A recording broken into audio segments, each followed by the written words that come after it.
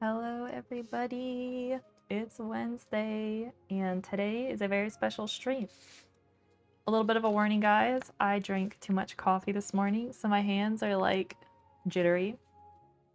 So there's that, and also 2 o'clock is about 20 minutes ago, so I'm a little bit late, which I said I might be fashionably late as usual. 2 o'clock is also apparently the time my dad likes to mow the grass outside my window, so if you hear the lawnmower, just imagine it's like lawn mowing ASMR in the background. That's what that is, chat. What else? We're not gonna start until some more people show up because I want to make sure everybody kind of can like see the beginning of this. If the music is too loud or too quiet, let me know and I'll adjust that. But we got some stuff going today that's going to be hopefully enlightening for beginners. I'm gonna work on adjusting the camera so it's a little closer for you guys. And I'm also going to flip. I'm gonna flip this so it looks like how I see it from where I'm sitting. There we go. Much better, that way you're not seeing it upside down. And I think I'm just gonna lower this a little bit closer. This notebook I have here is actually really big. That's what we're gonna be working on. And then I have some reference images I printed out. There's a chatter who wanted to learn how to draw like Pokemon, like scenery type. I guess what you call it, would you call it like cartoon? I don't know. It's kind of like landscape. These to me look like they were done with like watercolor or gouache and then they were outlined maybe with ink. I printed them out in black and white because that chatter also said they wanted to learn how to use graphite pencils. So I figured we could kill two birds with one stone. Not that killing birds is a good thing, but that's what we're going to be doing. We're doing two things. We're going to be kind of learning how to replicate different styles that you see that you may like. And then we're also going to be learning how you can just use a simple graphite pencil to do a lot of different things. So guys, if you don't have artist graphite pencils, do not worry because you can use just a standard pencil, which they are all made out of graphite. The only difference is here is that these are different, I'm just going to call it different lightnesses and darknesses of graphite pencils, which essentially is it. But I think it changes how hard the lead is in the graphite. So these ones up here are going to draw really dark. And then these ones all the way down here, which is one I use the most, is going to draw very light. So we can do a lot of different things with just graphite pencils. So that's that. So guys, don't feel like you need to have like these graphite pencils to do this. You can do it. You can do it with this too. You're just not going to have as many value options, but you can still make it work because depending on the amount of pressure you apply will change the lightness. So you can get away with a lot with just one pencil. Maybe we'll sharpen our pencils while we wait for some people to show up. Hey Gecko, ich bin noch unterwegs, aber werde bald da sein. Alright, sounds good Gecko. We're just gonna slowly kind of like warm ourselves up and get into this. I need to sharpen some of these pencils so that way we can get more people in too, so don't rush. We're gonna take it slow today. I also like slept through my alarms this morning, guys. And so I had to drink like 2 cups of coffee to try and wake myself up. And now I'm just like jittery as can be. So I was like, Emma, be kind to yourself today. We're gonna go slow and answer people's questions. And if we don't get all the questions answered today or even finish this, we'll just do another stream. So that's what I'm thinking. Also, where's my pencil sharpener? We need to sharpen. I have some colored pencils too, because Gecko, I know you said you wanted to do some colored pencil. We might do that at the end if we have time. If we don't have time, we might have to make that into another stream. But it would be fun to do that. Meanwhile, I need to find my pencil sharpener. Well, I found the jar that I put the shredded pieces into. The other week, I like went through and reorganized my desk. But the problem is now I don't know where everything is. Oh, here it is, chat. I left it out. Alright, let's sharpen these up. So we're ready to go. But how are you all doing? I hope everyone's having a good Wednesday. This week feels like it's flying by for me. Probably because, like, I spent a fair amount of time yesterday prepping for today's stream. And I did a little bit last week too, just because I wanted to make sure that I was kind of on top of... It looks nice and sharp. On top of some of the topics that we're going to be doing today. Because a lot of these things, like, I do and I learned a long time ago, and I don't really think about, like, what I'm doing while I'm doing it. So I was kind of, like, tracing my own steps to think about, you know, what are the things that actually are going through my mind when I'm making a painting or a drawing. And so that's what I was kind of doing. And then I took, like, notes of kind of, like, the things I think that will be useful for you guys as a beginner that might help you feel a little bit more confident, no matter, like, if you're painting or drawing, being able to either, like, copy from a photo or from your mind. So some things like that. And then I wrote a list, because I know you guys asked, I think it was last week, you wanted a list of some artists on YouTube that you could watch to learn from. And I compiled a list, so I'll give those to you guys too. As a little bit of, like, I don't want to call it homework because you don't have to do it. But if you want to, you can check out their channels. Feel free to subscribe to them because they're all amazing. And they have really good videos on different topics. I kind of compiled a list of artists who do either painting or drawing. Some do, like, anime style art, some do digital, some do physical art. So lots of different styles. So you guys can pick and choose from the list, check out their channels, and then, you know, decide which teacher speaks to you and which ones don't. Which is another thing I wanted to mention today, guys. I'm going to be teaching you how to draw in a way that worked for my brain and just the kind of way I think, but there are a lot of different styles and ways to approaching drawing and painting. And I think the best thing you can do is learn how to learn and also learn how to teach yourself. Even though you may have a teacher, you will come to some point where, like, you're on your own doing a project and you're gonna have to learn how to compile different ways of doing things in a kind of manner that makes the most sense to you. Because I use some techniques from some artists, and then I won't use some of their other techniques, just because it doesn't work for me. But it may work for you, so keep that in mind while we kind of do this today. If you're like, oh, this just, like, isn't making sense to me, that is totally okay. And that's why I'm going to give you a list of other artists as well who are great teachers, because some of their other videos may work better for, like, your way of learning. So there's that, guys. I want to make sure you knew that it's not that you're bad at it, but sometimes a teacher isn't the right person and you just need a different teacher.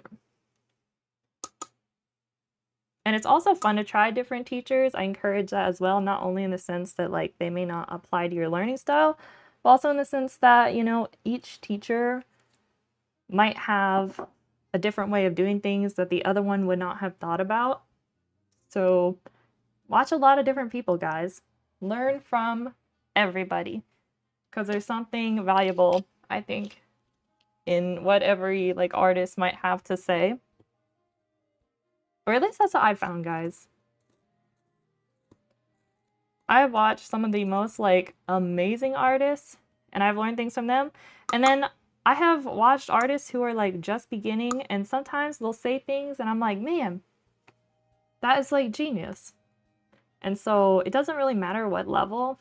I really think you can learn something valuable from most anybody. All right, we're getting our pencils all set up. Also, guys, while you wait with me, if you have time and you want to, feel free to practice along today and do in real time, like what I'm doing today along with me. I really encourage that. And just kind of like grab a pencil, grab a graphite pencil. If you don't have a graphite pencil, you could try a crayon. You could try a ballpoint pen, but it may make it difficult because you won't be able to erase. Crayon, you won't really be able to erase either. But you know what? If it makes a mark and it's all you have, then then use that, guys. What else? Yeah, just grab like printer paper. I'll probably be working on printer paper a little first here. And then also this paper I have here in this notebook is pretty much like printer paper because I wanted to use things that you guys will be using. So we'll see very similar results. I don't know, do you think this one needs sharpened? Sometimes I like to leave the darker ones a little less pointy. What's this one? I might have these out of order. Let's flip these over. But please, guys, any of your questions, let me know. There's no stupid questions. Bum, bum, bum. Alrighty. Just sharpen this one up a little bit.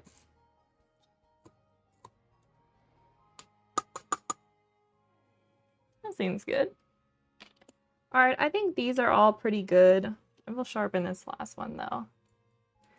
And then I'm going to sharpen up some of the colored pencils that I think we might use today. Love your bracelets! Yo, thank you. Yo, shout out to Sarah. She gave me these bracelets. They're cute.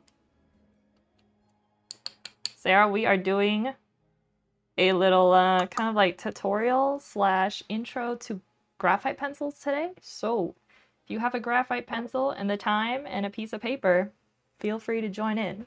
We're just going to wait a little bit till some more people can make it, and then we're going to get started.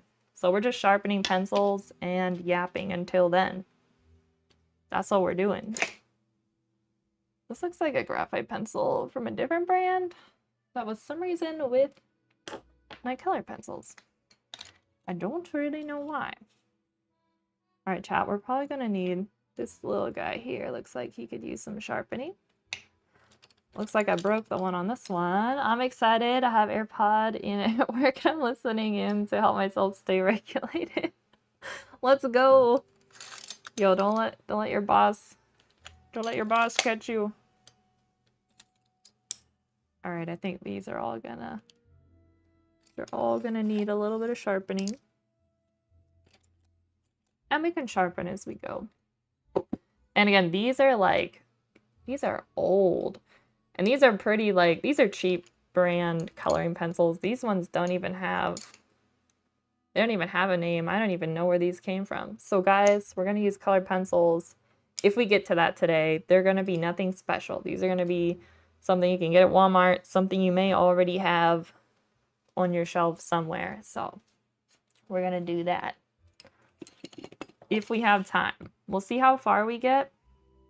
I really want to take you pretty far with the graphite pencils just because I want to show you how powerful and important it is to just work in black and white, because values are really important when you're trying to tell a story through a painting or a drawing, and you really don't have to have color to do that. So once we get into color, you'll kind of see that, like, while I'm painting or using colored pencils, whatever I'm doing, I'm almost thinking in black and white. So I feel like this is a good base to get us started because I want you guys to be thinking in terms of lights and darks, not colors. And I'll also show you an example where color can be a bit deceiving. I printed out some, I stole these off the internet, guys. These are not my photos. But in this photo here, this little like lime or lemon looked like it was much darker than the ground here. And that's where color kind of like tricks our eyes. And so we can see that it's almost the same color as the little like table it's sitting on. So that's why I think working in black and white is a good way to kind of get you thinking about lights and darks and the importance of showing depth with just the darks and lights before we get into colors, because I think it's a bit complicated. Hey, what's up? I'm back. Yo, welcome back. We are just kind of like sharpening our pencils and waiting for some more people to join, but we're going to be starting shortly with our little intro to drawing with graphite pencils and just kind of like drawing basics. And then we're going to be kind of using these still life photos that I printed out to show you guys how you can use your graphite pencils to kind of paint and draw at the same time. And then if we have enough time, we're going to try and break down / replicate this scene from one of the Pokemon episodes.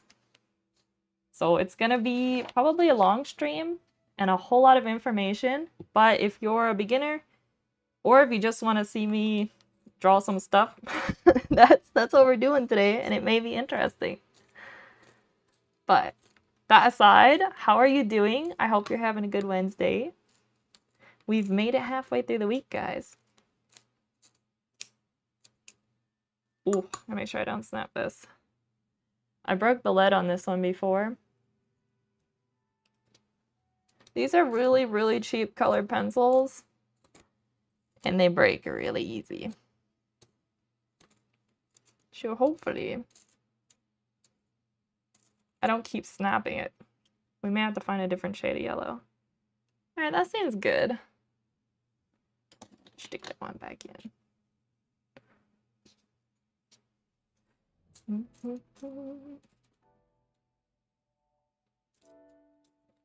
Chat, do you know how to sharpen? Oh, I just broke the lead on this one. I want to know how to sharpen a pencil sharpener. I think what I could do, see how there's like a little screw in this? I bet I could unscrew it and then sharpen the little blade and then put it back in. I should really do that, chat.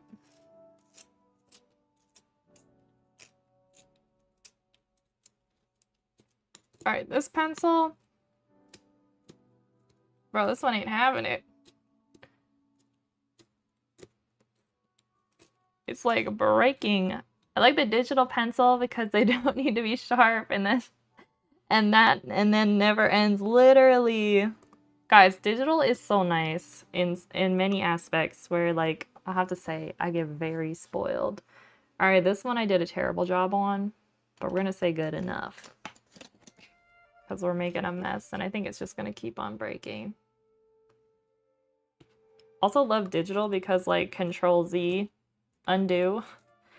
You guys haven't used digital art, usually Control-Z will undo a mistake or your last kind of like movement with the pen. So there are many times where I'll be like painting physically and I find my hand reaching to press like Control-Z.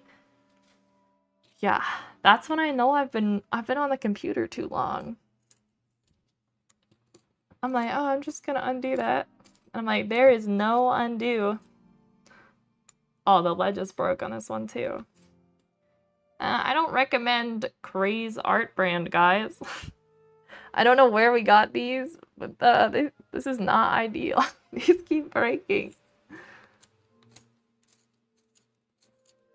Maybe I need to be putting it in the bigger side. Maybe that's my problem, chat. I'm using the too small one. Alright, we're gonna leave these short. But traditional is traditional. Everybody starts from paper. Facts. And it is a really good place to start. Oh, we're making a good mess here, guys. Oh my goodness. Oh, my hands are still so jittery from the coffee. I don't usually drink 2 cups. But I slept through my alarms and I was like, I've got to be awake enough to teach today. And yeah. So I'm gonna be really, really shaky. Sorry, it'll keep me from drawing too detailed.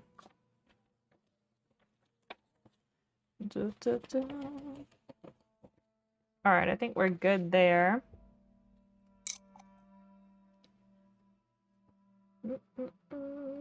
I've managed to make my hands very messy. Maybe one more cup of coffee will help the jitters. Sarah, I don't think one more is a good idea. One more and I'm gonna be like that. Not good. Not good. All right, chat, do we get slowly started? Maybe what I'll do is run a little list past you guys of artists that I want to recommend. And then we'll kind of go from there. All right, let me find...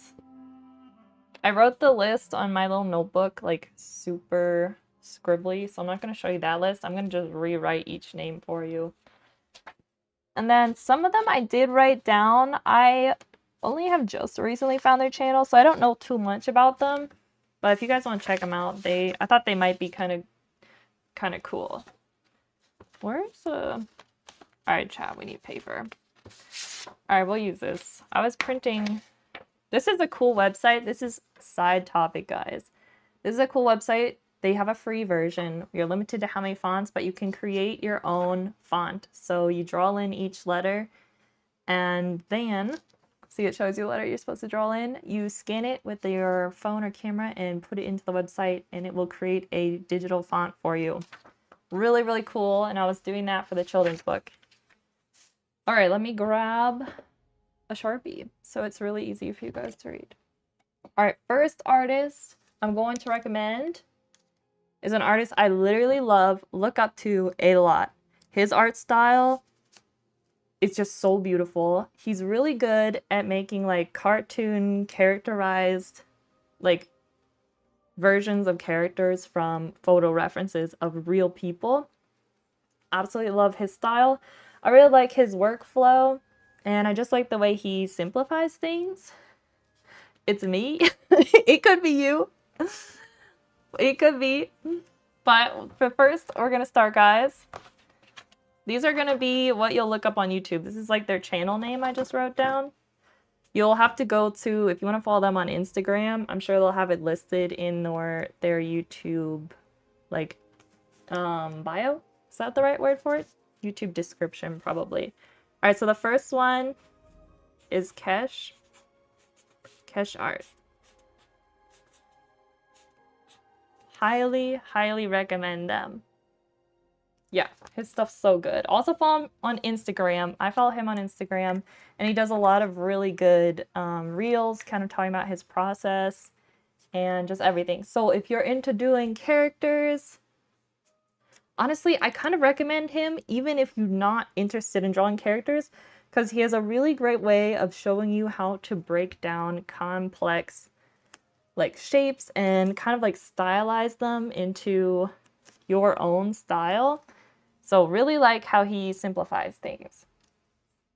Okay, so the next artist has a couple videos, if I remember right, on like color theory, lots of digital stuff if I remember correct, but highly worth watching. I think he also did some, I think he has like a color theory video, which I recommend. But check out, Marco. And I want to say, I don't know if it's Italian. It's Bucci. Bucci? It kind of sounds Italian to me. Really, really like Marco's stuff. Okay, so next, we're getting into some names that I don't know as well. So I just want to make sure that I'm guiding you depending on the topic we're going to be learning. I wrote a lot here, so I'm trying to keep them all straight. I bounce from artist to artist a lot. Okay, so if you guys want to learn more about painting, this guy does a lot with oils. But even if you're not doing oils, I think you can learn a lot about simplifying like paintings and knowing where to start and working from references, and also learning how to kind of make executive creative decisions on things you're going to keep in a painting, things you're going to not. And he also has some videos on composition, I believe. So this artist's YouTube channel is called Paint. Whoops. Paint. C. O. A. C. H. Guys, I'm dyslexic, so that's why this is gonna be hard today. So that's Paint Coach. Highly recommend following him. And then, so next, if you guys are interested in drawing with like inks, honestly, you could do some of this with graphite as well. And you want to draw kind of like landscapes with buildings, or you want to do architecture style. This guy is amazing. I love watching his stuff. And his name is Steven, I believe. Is that how you pronounce it? But it's spelled with a PH. So maybe it's Stefan. I don't know, guys. Travers Art. So there is that artist. Definitely go watch their stuff, subscribe. Very, very interesting. Now, in the same kind of like zone of learning how to sketch loosely and kind of like capture what you're seeing quickly, which I think is a really great place to start if you're a beginner, because you may feel like drawn into hyperrealism, which isn't a bad thing. But I think when you draw loosely and you pay more attention to the story you want to tell first before you get down to like every little detail, like the shape of each brick, it's kind of nice to start in that way. And then I found this channel recently, and it's Toby Sketch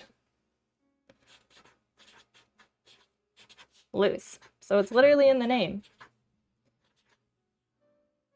There we go. All right, guys, I'm gonna give you one more, and I recommend, oh, I'm getting a cramp in my side. I recommend this artist if, I know it's a little bit advanced. He does portraits, but I want you guys, if you're serious about learning how to draw, I learned a lot from this artist in the sense that I was able to apply his portrait drawing lessons into drawing anything, because he has such a natural feeling way, for me anyway, to draw proportions of anything correctly, that it doesn't feel almost like you're solving a math problem. I kind of have the issue, guys, where I get very overwhelmed when I'm trying to get proportions right, and I hate having to use a bunch of tools to measure to get my proportions correct. And his way of teaching allows you to draw proportions of anything on any size canvas from any reference, because you're using different marks on the reference photo in relation to other ones to create each kind of like point of proportion, which I'll show you guys what I mean later. But I highly recommend this artist. I'm hoping I'm pronouncing his name right, but it's Yong, Y-O-N-G, Chen. I learned everything I know about drawing portraits, painting portraits from him. This artist I would absolutely love to meet and thank. Some reason, like just his like approach to drawing. Also, he's why I got into charcoals. He does a lot of his portrait starts with charcoals, which I recommend getting if you guys want to do more drawing in a way that feels a little bit more painterly. Charcoals are beautiful and really, really forgiving. So this is the list of artists I want to give you guys. These are their like YouTube channel names, just so you know. So go their thing and figure out which ones kind of teach in a way that speak to you guys. And be sure to subscribe to their channels, because they are also artists and they're putting out so much good free information for people. So I always just want to make sure that we're supporting them. So guys, do it. Go support these great artists. All right, so that's our list of artists I think you guys might find interesting. Again, they all have like different styles. Ich bin da. Welcome back, Gecko. This is a list here. I don't know if you want to take a picture of the screen with your phone for later, but these are artists' YouTube channels I'm recommending to you guys if you're getting started. Later, if you want, Gecko, you can scrub back and I talk about what each artist kind of does and what I find interesting about what they teach. So there's that, guys. I left my water bottle somewhere. And it's starting to get really dry in my room. So while you guys write down or take a picture of these artists, I'm gonna quick go grab my water bottle and then we're gonna get started. All right, chat, I'll be right back. Don't forget to go follow these guys. Ich habe einen Screenshot gemacht. All right, very good. Chat, I'll be right back. I'm gonna get some water and then we're gonna get started.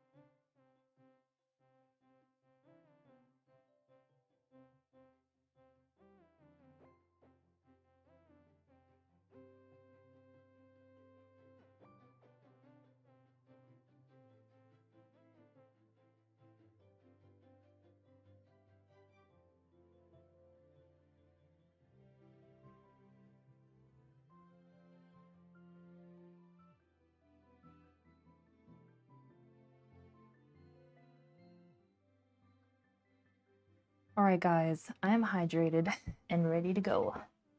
I'm also gonna try not to sit on my feet this time and make them fall asleep. All right, so we got our list of artists. Everybody has those either screenshotted, looked them up, saved, because I'm now going to move the list. All right, so guys, let me think where I want to start with you guys first. I think getting comfortable with our pencils may be the best place for us to start next. So let me just grab a spare sheet of paper. And I want you guys to have two pieces of paper ready. One's gonna be your piece of paper where maybe you'll do a little problem solving on it. And I don't mean math problems, guys. I mean like, how am I gonna shade this? How do I want it to look? Like how's it gonna feel? That way on your finished drawing, you're not gonna be making so many mistakes that you gotta like keep erasing. Sometimes it's nice to have a scrap piece of paper where you can kind of just doodle on it, you know? And it's low pressure before you start working on your actual piece. So I highly encourage it doing that. So get yourself 2 pieces of paper. This is just printer paper. If you have a little notebook, you can do that too. Preferably one without lines, just because like line notebooks, it can be a bit distracting, but you better believe your girl's drawn on some of those before. So whatever you have, whatever works, it's gonna work, guys. We're gonna make it work. So I think, guys, get your paper out. We got our paper. And we're not going to draw anything from a reference yet. I just want you to kind of get a feel for how you can create different textures and lightnesses using your graphite pencil. And again, guys, today's stream is kind of also intended for people who are very intimidated by starting with art. So this first section may be very, very boring to you. But when I first started drawing and everything, I felt very intimidated by it. It felt very unachievable. It felt like people who were artists were on a different level than me. And so you almost feel like not starting at all. And I just want you guys to know that, like, even to this day, I make some really, really terrible art. And most of the time, what you see from artists is their finished pieces that they like and they want to share, which is totally fine. But the reality of it is that everyone makes art that looks like trash. And they probably do it every day and we don't even know. But I just want you guys to know that even today, I might make some trash art. And that's okay, because sometimes your piece turns out and everything works, and then other times it doesn't. And that's really just part of the process. So keep that in mind, guys. I don't know if there will ever be a stage in your art journey where everything you do is perfect. And so definitely just kind of like swipe that expectation away. That's also another good mindset to be in. Okay, ich habe 2 Blätter Papier bereit liegen. All right, very good. Looks like Gecko's ready. Is everybody else kind of ready? If this beginning part is kind of boring for you guys, come back in maybe like 10-15 minutes and we'll be doing probably something a little bit more entertaining. All right, I'm gonna get another drink of water and then we're gonna get started.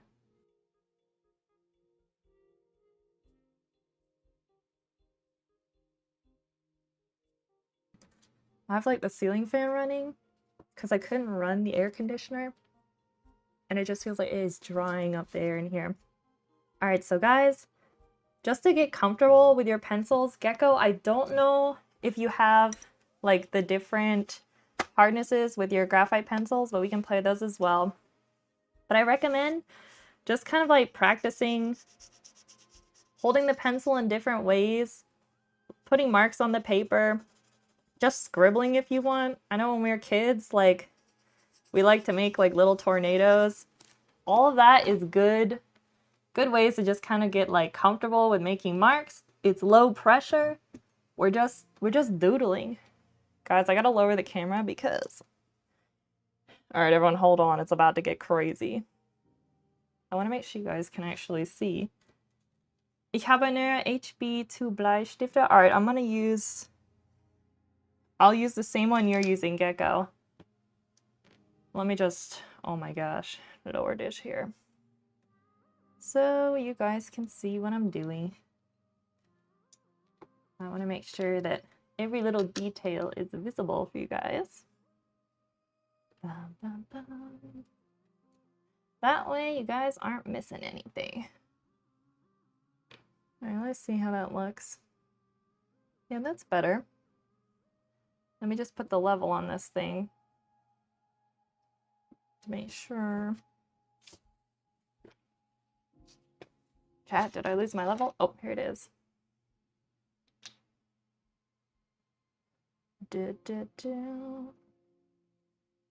Alright, everything appears to be leveled out. Alright, so that was HB2. Do I have an HB2? I don't, but I got an HB. I think we're gonna have to run with that one. Oh no, wait a minute. I got an H2. Alright, we're just gonna use HB. I know there's videos explaining exact differences, and I did watch those at some point. The chat, I totally forget. So if you're curious about the differences, be sure to look that up. Alright, so just get used to, like, see how dark you can make your graphite pencils very dark, or you can hold it kind of like, I guess what you call it, like backhand? I don't know how you would call it. No, I guess this would be backhanded. But kind of like holding it loosely at the end is a good way to force yourself to draw lightly if you're having issues getting your graphite to draw very lightly. And then you're using almost like the broad side of the pen. That's another kind of way you can use to do shading. This is really good for very broad areas of drawings that you just want to kind of like lightly shade in. Let me bring this up close, you guys. And it's pretty darn smooth. But then you can also apply more pressure and you can darken it up. And so see how even just in this little like scribble here, we're almost like replicating shading. And then what I'm doing to apply pressure, I can English today, guys, I really can, is I'm pushing this finger down as I go. And you'll get used to the balance. I mean, the good news is, like, most everyone is very familiar with holding a pencil at some point, but we usually hold it like this. And you can also draw this way. I just find when I shade, it's easier to keep myself from, like, just trying to, like, shade with the very points of the pencil, which ends up too sharp. You can see here. If you use the sides of the pencil, you cover more area and it's easier to keep it soft and blendy. That's just from my experience. So practice around with that. Also, one other thing, guys, you can actually blend your graphites a little bit by smudging it with your finger. Now, one thing you should know is that we do have oils on our hands. So long term, if you're smudging your paper and stuff with your fingers, you're leaving oils and I believe like different acids. I don't know the science behind it, but it can long term kind of like degrade the quality of the paper. So if you want to preserve your drawings for like really, really long time, I don't recommend blending with your physical finger. Grab like a Q-tip or a paper towel and you can kind of like put it on your finger like this and you just kind of push it around and you can see how nicely that blends. So graphite is a little like charcoal, guys. You can actually push it around a little bit. So if you ever want to soften your edges, blend it, or you just couldn't get your pencil marks blended enough, you can smudge them. So that's also fun. That's a really nice thing when you're wanting to blend with the graphite pencils. All right, so how's everybody feeling? Are they feeling comfortable and not afraid of their graphite pencils? Because that's where we need everyone to be. I mean, you can draw a little smiley face to remind yourself that this is not serious. This is art, and it's supposed to be fun. And we'll stick its tongue out because it's also not serious. And we'll give it eyebrows. I want everyone to feel very comfortable with drawing today. So just, you know, scribble, try how it feels holding it like a regular, you know, like you're writing your name and see just kind of like the difference. Now guys, if you want to do like kind of like replicate line art, what you can do your shading. Like imagine this is a little bush. We just shade in here. Bis jetzt ist alles gut. Ich mache genau, was du sagst. All very good. I knew what you meant, Go. You're good. So if you want, guys, try this. We're going to use the side of our pencil and we're going to shade this section. And it's kind of going to look like a really like ugly oval. and play around. You can go in little circles if you want. That'll give you different textures. Right? Let me show you guys up here. A little bit closer. It kind of makes it fun. My camera's being a little bit of a pain about focusing today. Come on, camera. All right, chat. Well, we're going to struggle bust our way through this one. Oh, there we go. All right, so apparently I can't lift it up to show you guys, but hopefully you guys can see kind of the little swirly texture we got going. So this is using the side of our pencil. So it's very soft, very gentle. And then if you want, you can switch to holding it like a regular pencil, and you can go around the edge and just make almost like little humps from here to there, which almost look like we're drawing a cloud around your little shaded areas. And then we've pretty much drawn a little bush. So we're halfway there to drawing Pokemon scenery, guys, because there's a lot of foliage in Pokemon scenery. So you can do that, and you're just following. See how I'm following? Like, see this little section of my shading came out? We're going to keep it real natural, and we're just going to draw like that. And so we're almost doing line work or inking line work like you would in a comic, but you're doing it with your graphite pencil. So it's a fun way to do shading, but then add a little pop of detail around the edges. And then we can just add little sticks up here in the center. There we go. It's like the little base of the bush. And then if you want, you can make little zigzag points, and it'll look like grass. It's almost like Z's, but it's more like, you know, like on a heart monitor, guys, where it goes up and down. Imagine you're doing that, but less straight up and down. And maybe imagine the wind's pushing it to the side in one way, and then maybe the wind's pushing it to the side another way. And that's a really simple way where we've kind of replicated the texture of grass. So it's a fun little warm-up. Just draw like little bushes. You can do clouds the same way, because clouds also have shading. There's light sides and dark sides. So if you're feeling like, oh, I just don't know if I'm ready to jump in to a full drawing, but you want to practice some techniques, I recommend just kind of like doodling, playing around with stuff, and playing with textures. That's like part of the fun with pencils. And then if we want, we can be like, okay, I know that this underside of the bush is probably going to have a shadow under it since the sun's going to be up above. And so you can hold your pencil again to shade, and we can just darken up a little bit in here. Very gently. And I'm just applying a little bit more pressure through this part of my finger. And also, guys, there are different ways to hold the pencil that may feel better for you. So keep that in mind. Hold it whatever feels most natural and easy for you to do. But this is just kind of the way I do it. And maybe I'll swirl in some shadows here. I'll make it a little darker. We'll add some swirls in there just to give it a little texture. And then boom, we have shaded a little bush. So let me quick show you. We're not going to jump into this, but this is very similar to what's kind of happening here in this Pokemon scene. You know, we've got like these little, we've got lights, we've got darks, and we've got a nice little outline. So it's giving anime landscape. So those are some very, very good starts. Now guys, we're gonna kind of like rapid fire go over some basics of drawing.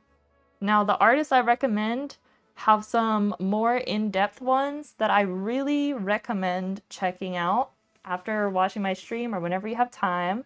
Das ist genau ein Bild, was ich lernen möchte. Ja, Gecko, I went through and watched some Pokemon episodes on YouTube, and I tried to look for ending scenes that were like the one you were talking about. And so I was able to find this one. And there's a lot of elements here, guys, that are going to use a lot of the basics of drawing. So I think this is a really good picture for us to try and replicate. That we're going to be covering a lot of things, so don't worry if you don't catch it all. but I think this will give you a good idea of some places you can start to get yourself into drawing. So that is that. All right, I'm gonna get a drink of water and then I'm gonna start yapping about where we can start. Let me mute my mic.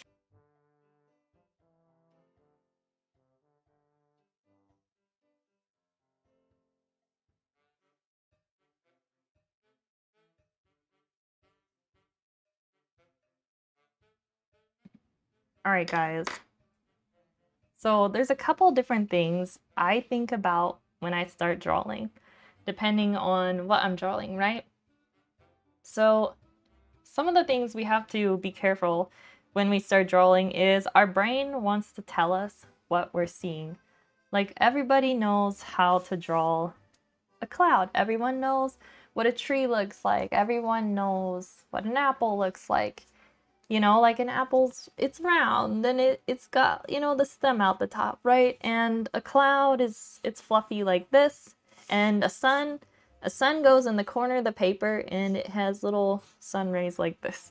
So we have a lot of preconceived ideas of what everything looks like. So in this example, guys, we're like, oh, well, here's an apple.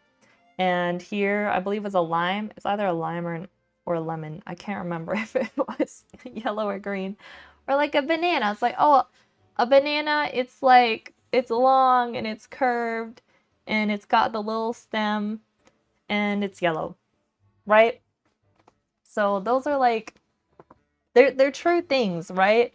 But when you're trying to replicate realism, it's a lot more complicated than just drawing a long skinny banana and a round apple. Just a lot more intricate shapes. It depends on the perspective we're looking at it.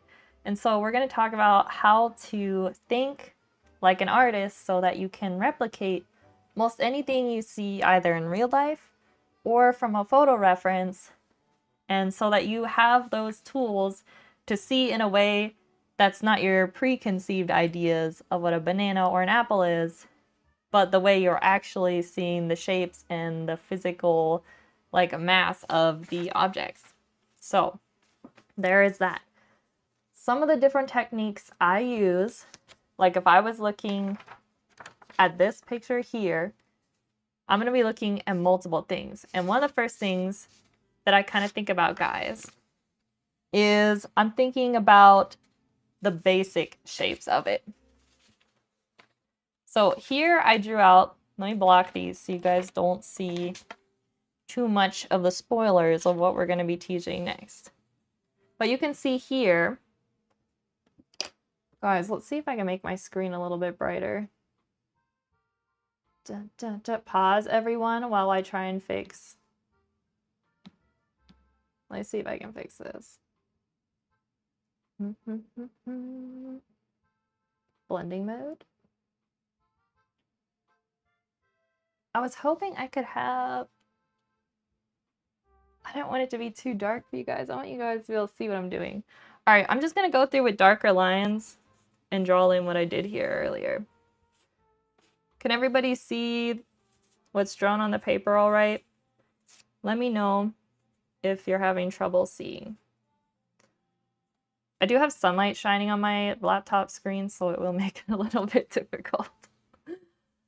But so here's what I'm basically saying, guys. So in this reference, if I wanted to start drawing this, what I like to do is first break down the big shapes of everything. I also want to do that because I get like fear of a blank canvas. Like if I have a blank canvas, here's my canvas, guys, and I need to draw this banana, lime, and an apple on it, right? In this section. This is my paper, my canvas, whatever I'm working on. It's almost like, where should I start? Should I start by like trying to draw the stem? Should I start by drawing like the point of the banana? Granted, there are people who like to work this way, and I think that's fine, but for me, I want to show you guys how my brain kind of works, and this is how I learn. But feel free to check out other artists and kind of develop a way to learn that feels most natural to you. But what I would do, guys, to kind of get this blank canvas all the way, since it's really kind of scary to start, is you're going to look at your reference and you're going to imagine, what if we combined all these shapes? What if this whole banana and orange and lime had no like there were no little like details in here. We couldn't see that there was two bananas. We couldn't see that this lime was actually even in front here. It was just all one basic shape. Like if the whole thing got filled in, what would that shape look like? And you can do this for anything. And so what I do is I'm going to hold my pencil very loosely, and you're going to want to draw this lightly so that when you go back over to refine the details, you have some space to work without having to erase too much. And so we're going to imagine, what would this shape look like if they were all mushed together? And now you guys can try drawing along if you want, or you can just watch me do this one for now. But what I like to do is I imagine, all right, the mass of the shape is kind of like this long line here, and then it kind of comes down like this. And again, this is very, very loose. And then it's shaped, we're almost getting like a shape of a shoe, guys. And then the top of the bananas comes up, and then we're getting like a line like in here. And then it comes down, make sure you guys can see, around where the apple is here. And then it kind of like flattens off at the bottom. So this is a very basic shape that I think would be pretty achievable for anybody starting to draw. And it doesn't have to be perfect. We may not have gotten the length of the banana correct just yet. We may not have gotten the exact positioning of everything correct just yet, but that's okay. We're kind of blocking in where we want it to be. This is also a great place to start, guys, because if you're like, I think I just drew it too close to the right side of the canvas. This is the most amazing part of this process, is that all we've drawn is a few little scribbles. And so we're gonna be like, you know what? This needs moved. And so what you're gonna do is just erase out, and you're gonna restart. So now we're gonna move the mass kind of over to the left here. And we're gonna cut it shorter on this side. So now I feel like, all right, this is fitting on my paper a little bit better. Guys, does this all make sense? Kind of like what we're doing here, how we're breaking down. I'll leave this reference so you guys can see. And I'm gonna draw, let's use a little light pencil here. What we're imagining is that like this, you guys see the yellow? I think so. This is all, we're imagining this is all one shape. We're not going to consider the apple separate. We're not going to consider the lime separate or the banana. They're all one group, you know? And we're using that group to kind of guide us, like, where on the canvas does this mass belong? And so by doing that, we're able to kind of adjust the composition and make sure everything fits. Ja, das macht Sinn. Ich folge aufmerksam und male alles mit, so gut ich kann. Sounds good, Gecko. All right, so the next thing I do is I want to kind of break down the shapes of the inside details, because there is a lime in here, right? And there is an apple in here. And there is a banana in here. So we need to start figuring out where those belong in proportion to this little like mass we drew. So what I like to do is also stay very loose. I'm going to draw this darker than I typically would with my pencil, just because I want you guys to be able to see it. So I recommend doing this loose, just so that you can get darker as we go over top, and it won't matter what the little light lines are doing underneath, so you can keep kind of like working around that. All right, so the next thing I start thinking is like, all right, where do these objects belong within this space? And I do that very, very loosely. So I'm kind of noticing the distance here between this top point is kind of representing the top here of this banana. And so I'm kind of imagining what this distance is. It doesn't have to be perfect right now. We're just loosely kind of like getting these guidelines in. And the apple kind of curves around. And you know what? I think the curved edge actually comes out further. I could be wrong. I could be right. We're going to find out later when we start checking proportions. And then I'm noticing that there's kind of like open space in between this section here. So the banana, which starts here, you guys may not be able to see too well, but there's a banana here behind this little banana. This one, when it starts positionally behind this apple, it looks like it's only about a third across the distance. So that's where we start thinking a tiny bit about proportion, but I don't want you guys to get too caught up in that yet. So just using that base idea, we're going to say the banana starts curving upwards about here in relationship to this apple. And then if you want, we're going to be like, oh, let's just make a weird circle box thing. And that's the point of our banana. I'm thinking it's about there. And then same thing here. This is where I want to show you this, guys. This is the next thing I start thinking about while I'm thinking about proportions and shape. This is called negative space. And I demonstrated it here with this little mug. This is going to kind of help you to think about what my watercolor teacher called like abstract shapes. And so this is a mug. I drew a mug right here. Now this is a mug I drew, but instead of drawing the mug, I drew the space around the mug. And so doing this type of exercise, guys, paying attention to the negative spaces, which is the space around your object, you're not going to be using your side of the brain that's saying, oh, I know what a mug looks like, right? Instead, your brain is switching to where you're looking at more abstract and organic shapes around the object, which will help you replicate more accurately what you're seeing, because your brain isn't tricking you each time to be like, well, a mug is just like a cylinder with a handle. And it might be if you want it to look like this, but if you want your mug to look accurate and realistic, you need to pay attention to these negative spaces. So here, this section in here is a negative space. And this shape here is telling us what's happening between these three different fruit right here. So this is also a great way to kind of like help us break down shapes and accurately capture from photo reference or real life. So if anyone has any questions, I feel like I should take a little pause now and let you guys ask those before we move on any further. Again, this is a lot of information today.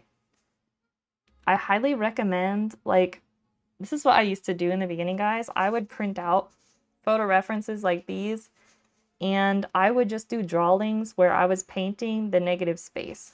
Like in this pear here, this is a lovely reference where this black background, you can imagine, is your negative space. So you can just go through with a highlighter or whatever you want and kind of like trace around and think about what those negative spaces look like. So for the pear here, it kind of comes in and then down. We color this all in. This is like our negative space. So we're not drawing the pear, we're drawing the space around it. I'm hoping that makes sense. Kannst du die negative space Tasse noch mal zeigen? Oh yeah, I got you, Gecko. Alright, where did I stick that? Oh, here it is. Also feel like if you feel like you guys want to Google it, do that too. There's a lot of really good examples people have made So let me draw, I'm gonna draw this little mug again and show you how I did it, which is different from this one here. So what I was thinking about when I drew this one, I was like, what is the space inside the handle of the mug? What does it look like, right? I'm like, well, I think it looks like that. And then we need to make space for the physical handle on the mug. So just kind of like using the side of my pencil very loosely, I'm drawing the space around it. And suddenly we have a handle and a cup. So that's what I was thinking when I did that. And then I was like, all right, well, the bottom, we're probably going to see a bit of a curve here. And then it's going to come up. Now, this is a very basic shape, so it's not going to get too complicated. But these negative shapes can get fairly complicated depending on how organic your subject is. But I think this is a good kind of place to start to like understand that like the space, you can use the space around objects to kind of help figure out a shape rather than trying to replicate the shape exactly. And then what I did with this one, I was like, oh, I know what a mug looks like, and I just drew like cylinder and handle.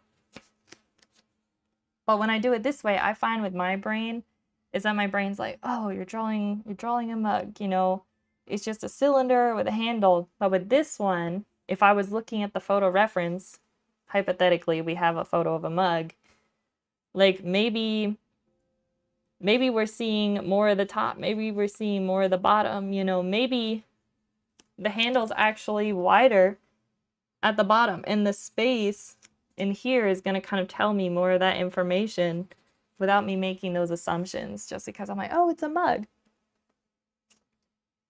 This is also this is very advanced in some senses, but I do want you guys to be aware of it.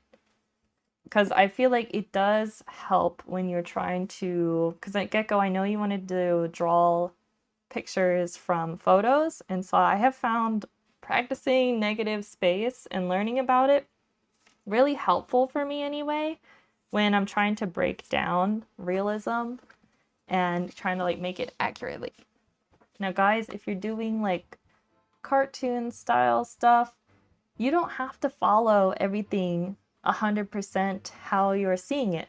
But if you want to capture something like this still life 100% shape for shape, then I find that negative space can be really helpful for you understanding the spaces in between things and the shapes that are actually there. Like here in this section of the banana, the negative shape is helping explain to us the curve, and then as it comes into the next point of the banana here. So we can use those negative spaces to kind of help define what shape is actually being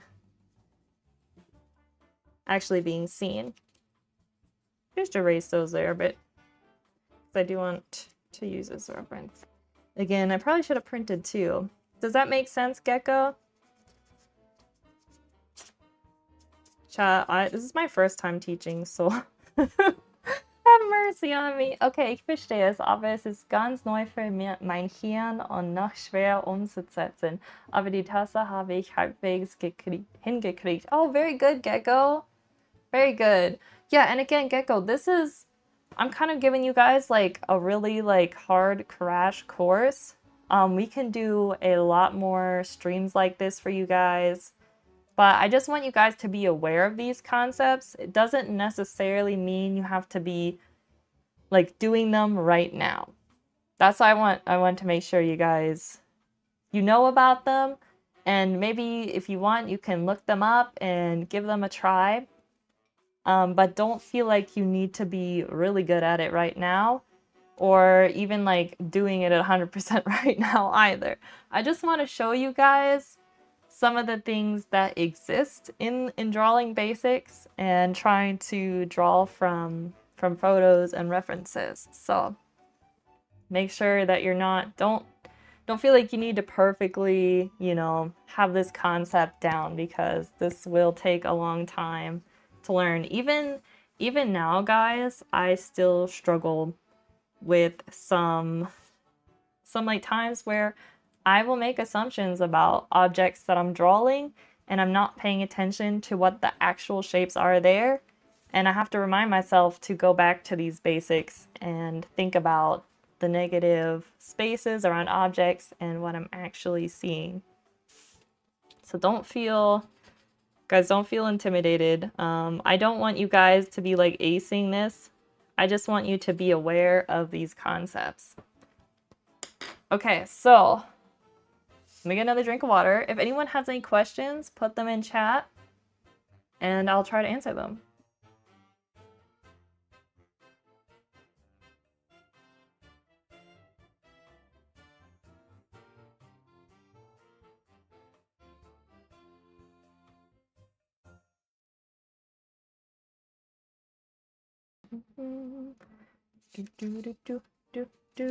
Oops, I lost the eraser.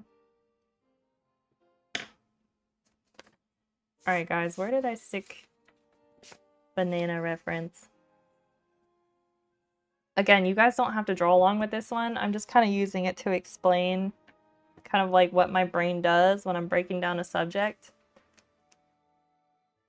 So again, using the negative space, I'm thinking, what was the shape we were seeing here? If the negative space was a shape, what shape would that be? And it's kind of like this shape. So we can use these little abstract shapes to help build the form from our image. It's 100% accurate here, but again, it's supposed to be a loose kind of like idea. So imagine we're gonna draw this shape down here by the apple. Like, all right, our little negative abstract space is kind of shaped like that in between here. And again, we can use that here in front. So even though there's a banana behind here, there's no empty space. We can still consider it empty space because our subject is this lime.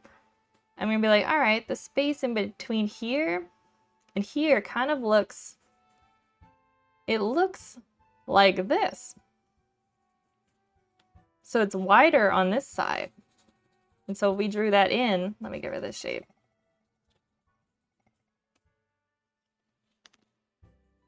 This negative space would look like this. And then it connects into this shape down in here.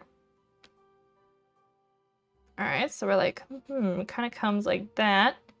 And then it straightens out at the bottom. And then it arcs a little sharper here at the apple. So here we've technically drawn the side of the apple and the side of the lime without even drawing an apple or a lime. We're just drawing these little abstract negative shapes. Again, it doesn't have to be perfect either. These little like sketches, they're just for figuring it out, practicing these techniques, being aware that like these are some ways you can break down these little shapes. So I'm just going to kind of put in, and see, I drew too much of a space here actually. This lime needs to be closer because when we draw this abstract negative shape that's in between this apple and lime, it's actually a lot closer than what I had here. So we can use our eraser, which is the beauty of graphite, and we can kind of draw that in. And so these are just kind of like some things that I think about when I'm sketching. And now in this case, this is round, and it's okay to be like, yep, that's round. I'm just gonna draw a round circle there. And this round circle makes up what I think is about that much space in relation to the apple. Now, as you draw, guys, you're gonna get a better idea of proportion.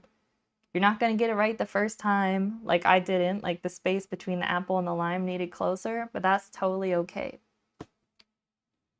Another thing you can use when you're using a photo reference, this gets a little bit harder when you're working in real life, but I want you guys to work from photos when you start because personally I find working from life to be like really advanced. So don't do that to yourselves. Work from photo.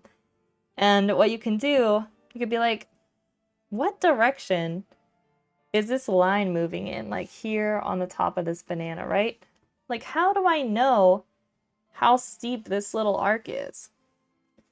And a good way to kind of like re-ground yourself in how like angled something is compare it to the straight line at the end of your image. You're like, oh, okay, so compared to this straight line up here, this banana is actually really, really sloped. And what you can do is go to your reference. I recommend printing it out to practice so you can doodle over it, you can draw on top of it, whatever you need to do. And you can also measure, but you can hold your pencil and say, okay, this is the angle of this line. And you can use that here too. So let's look at the top of this apple.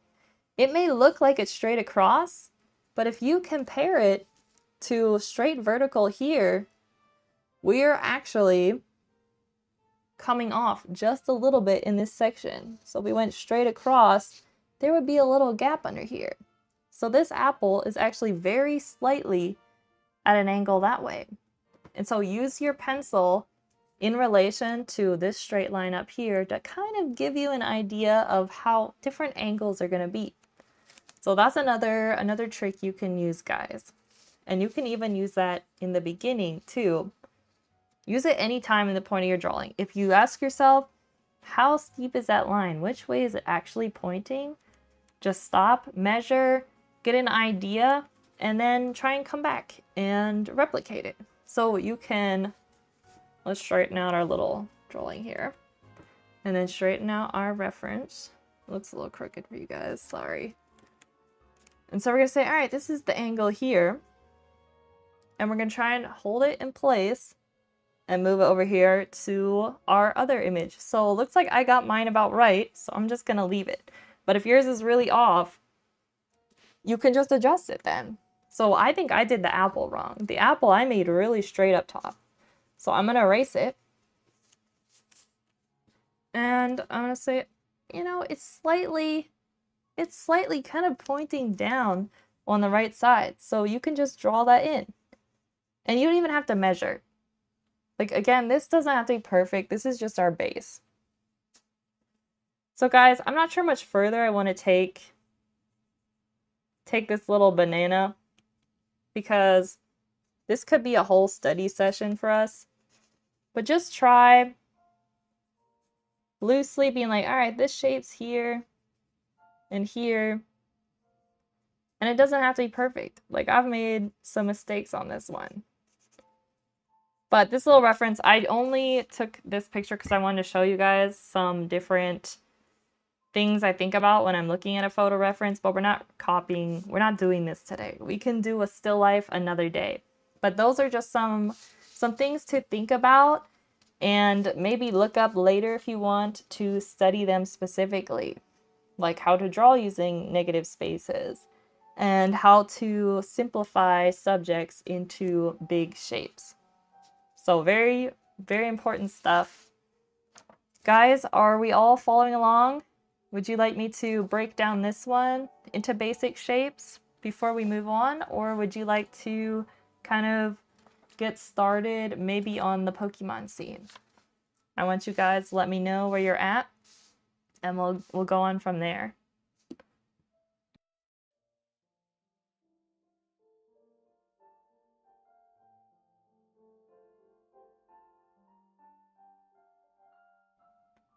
I'm hoping I'm not like overwhelming you guys because this is a lot. This is like stuff I've learned over like probably 7 years now. No, actually probably going on 8. So it will be a lot. And we're going to do a lot more streams like this, I think, guys. So don't feel like you need to get everything today. We will be doing more. And hopefully that will help. Ich würde gern kurz nachversuchen, die Banane grob einzuzeichnen. Und dann können wir gerne das nächste Obstfoto angehen. All right, sounds good. Gecko wants to try doing this like grouping of fruit again, and then we can try doing the next one. Sorry, no translation today in every message. Too much to do. No problem, Gecko. I'm gonna try and like summarize your messages for you, and that'll make it easier. Or if you want, Gecko, you could just write it in English if you want. I don't know what's easier for you. If it's faster just to write in German, go with that, and then I'll translate.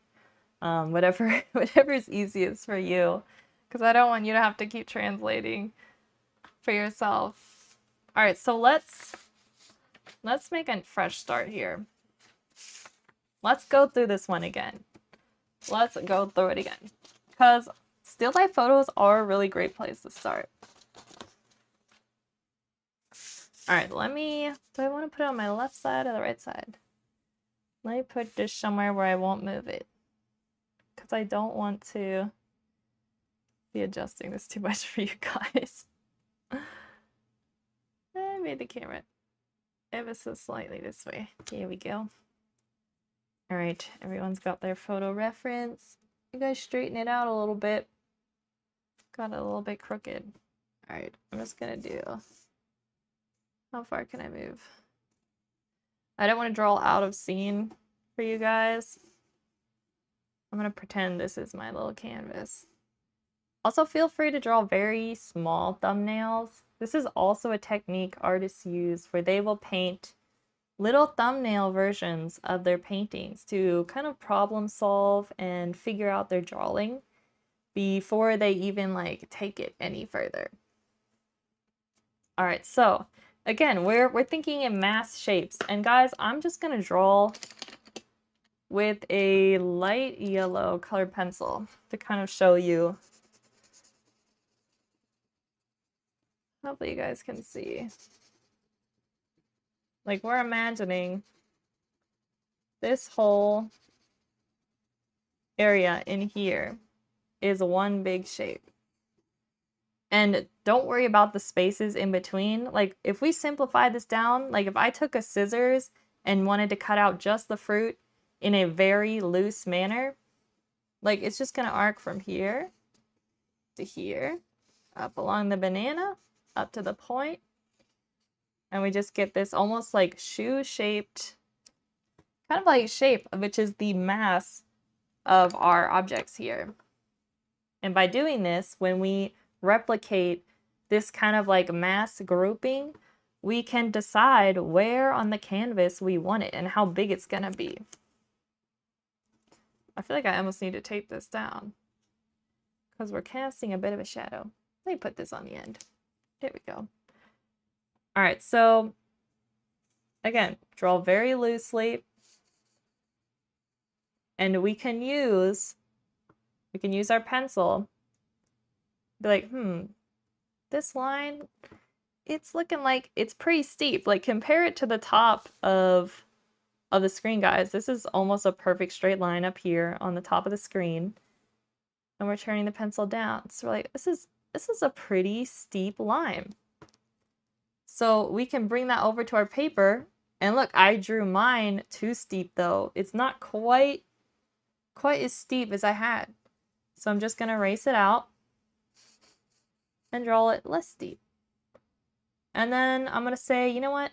The top, like where this little triangle meets here, the point of our banana mass shape, I'm gonna say it's here.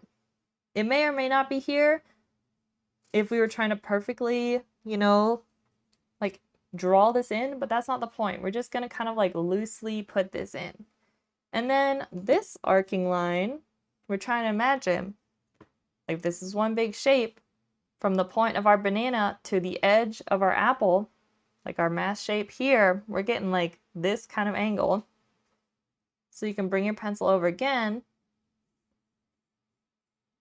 and draw that in. Now, since you guys are watching my screen, feel free to like find your own reference and print one out at some point to do this exercise. It'll be easier because you're going to be trying to like look up at my screen and then put it down on the paper, which is very difficult to do.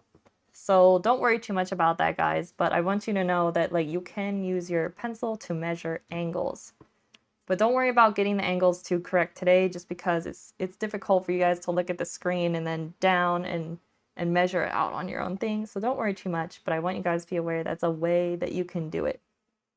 And then our little apple kind of just comes down, and then it's almost like straight here at the bottom. It's pretty straight here, guys. So I'm just gonna loosely put that in, and then down here, it kind of comes back up at an angle. It's like the tip of the shoe is like pointing up, almost like a sneaker. You know how like a sneaker will come up? That's kind of what's happening here with the banana. And then I'll join the end. So this looks very much, let's put shoelaces on it. It's giving shoe. But that's a way we can kind of break down, this shape. And then we can start thinking about, all right, well, where's the apple going to be? So we knew that the apple's side, when we were measuring this kind of angle, was about here. And we're just going to put in a round circle for the apple. It doesn't have to be perfectly round. It can be a little fatter, it can be a little taller. Just kind of like, yeah, the apple was about there. And now we're thinking, because we're going into details now, we're thinking, all right, where's this little line belong in here? And so what we can do, now this is going to get a little more complicated, guys. This has to do a little bit more with proportions, but I don't want you to go crazy with making sure it's 100% accurate. But what you can do from your reference to your sketch is be like, the same way we measured with these angles here, you can lay your pencil and be like, from the tip of the banana, which we've already established our tip is here in our photo, where and when does our little line start in the drawing? So we're lining up essentially like lines everywhere, and I'm visually doing that when I'm drawing, and that's something you guys will learn to do over time. But I can say, all right, like what is this angle we got here? So comparing it to the straight vertical angle we have of the photo, if we start, our anchor point is the point of the banana, and we swing this till it meets the edge of the lime, we're getting like, it's a pretty steep angle there actually, guys. So you can try to draw a line similar to that. Don't worry about having it 100% accurate because you guys don't have your reference photo like I have. But similar, you know? Now visually I can see that I think our apple actually needs to come further over. So do the same thing for the apple if you want. Be like, well, where's the edge of the apple meet when I compare it to this point up here on the top of our banana? Well, it looks like about there. So if we drew a line from the point of our banana down, the side of our apple is actually closer in. Is this making sense, guys? Let me know if this is a little too much, and maybe we'll simplify things by jumping to replicating the Pokemon scene, which may be a little bit easier. But I still want to make sure you guys were kind of aware of these things. So this line here, this one's telling me where the lime is. So the edge of the lime's here. And so we can just kind of draw in our circle. Again, the lime's not a perfect circle, so don't worry about making it a perfect circle. All right, child, I need another drink of water. Let me know if I'm going too fast or if this is a little confusing, or which part you might be confused about.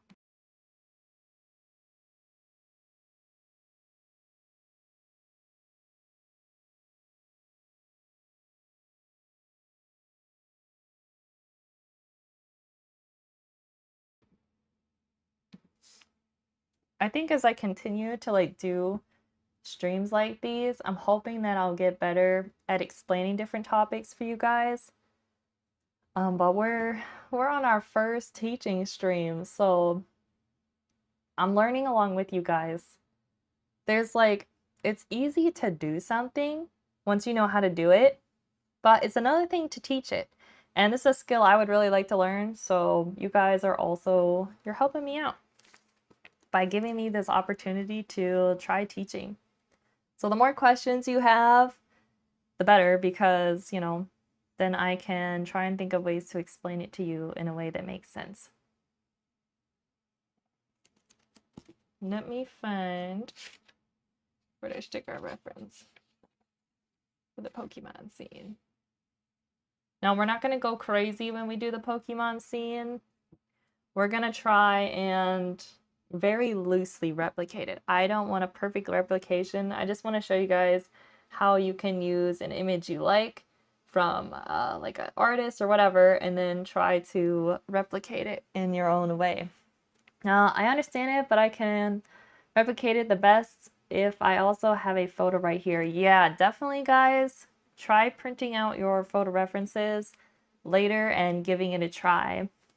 Here, and then place the pen against it. Yeah, that definitely makes it a lot easier.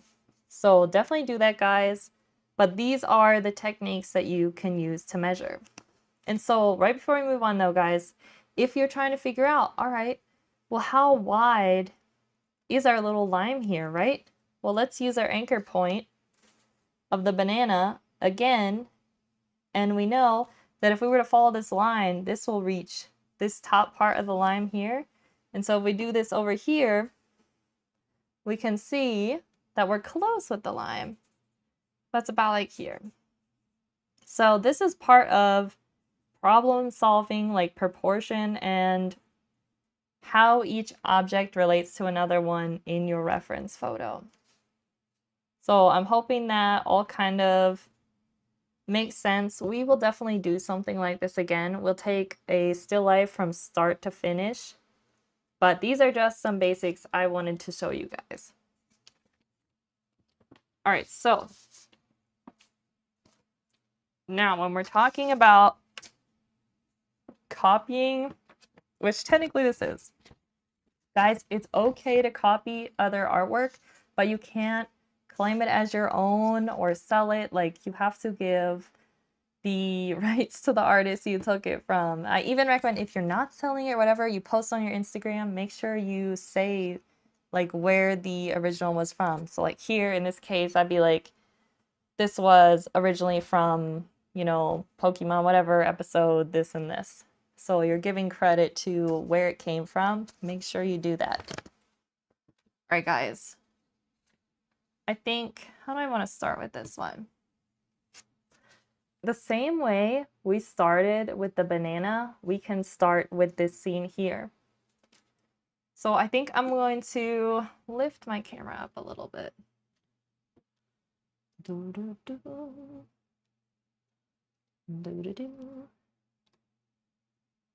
Because we're going to have to make sure we can see everything. And chat, let me turn this on. We also have our Pokemon reference up here. Let me just move that a little bit. I wanted to have it up here for you guys to see a little bit, which may or may not be useful for you guys, but let me level out this camera and then we're gonna try and break this down. Das ist alles echt total spannend und macht richtig viel Spaß. Ich lerne sehr viel. Oh, I'm so glad, Gecko. I'm kind of worried that like I'm not explaining things very well. But you know, I'll get better at this as we go, guys. I just gotta level out this camera here. I want to make sure that the camera's like facing straight down so you guys aren't seeing it with a warped perspective. All right, we're good to go. Bum, bum, bum. All right, so we've got our reference up on the screen because I have a tendency to flip my reference everywhere. Du bist sehr gut im Erklären. Oh, thank you, Gecko. Yeah, anyone else, if you are confused about what I'm talking about, feel free to tell me to stop. But Gecko, I appreciate that. I'm glad it's making sense. All right. Let's just erase what I had drawn here. All right, here's what I'm gonna do, chat. I'm going to actually trace this paper size here on my canvas so that I'm drawing pretty much the same size as this is just an 8x11 size piece of paper. I think it's called like letter size here in the US. But you can do yours bigger or smaller. It doesn't really matter. You just crop out more or less. All right, so guys, let me move this down so you guys can see. And hopefully the reference I put up is not going to be copying. Not copying, but covering too much. All right, colored pencils. Chat, I don't know if we're going to have time for colored pencils today. But we're going to try and very loosely create this Pokémon scene. Ich liebe diesen Artstil von den alten Pokémon-Folgen einfach. Yeah, honestly, same. Guys, the like OG Pokemon, I mean, the new ones are beautiful too, but there's something super nostalgic about. It's like every ending scene, like it's usually them like walking off towards their next destination, and then you have the narrator's voice. It's just so nostalgic. So good. All right, so guys, what we're gonna do is find my pencil first. Okay, here's my pencil. Here's what I'm thinking about when I'm looking at this. This painting is kind of broken into different sections. So first of all, I'm seeing that like we're kind of framing here. Like we've got Ash walking here, and these little trees and bushes are all framing this shot.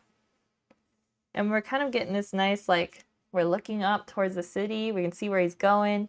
But it's kind of like pushing our view inwards. So trees and bushes, if you're doing anything with nature, are a lovely way to kind of like frame in a very natural way and kind of like direct our eye to where we're going.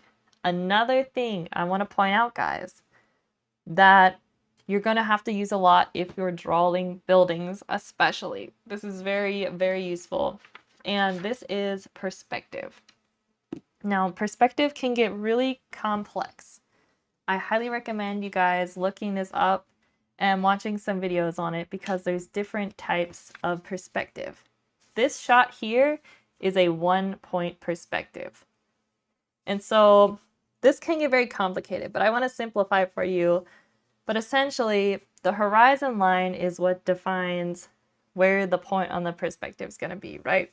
And so in this 1-point perspective, our point is here. And the point is where all the lines converge, right? So if we were to trace these lines on the city streets here, and the rooftops, and the walls, they're all coming into this point here. You guys even see that red dot? All right, we're gonna draw it really big so you guys can see the red dot. And this is where it's important, guys, because anything below this line, we're seeing the top of. Anything above this line, we're seeing the bottom of. In German, it's called Fluchtpoint. Fluchtpoint. Oh, I didn't know that. All right, chat. New vocab. All right, so using that point, with a 1-point perspective, guys, our horizon line is going to be perfectly... Where's my measuring? Well, I had one, guys.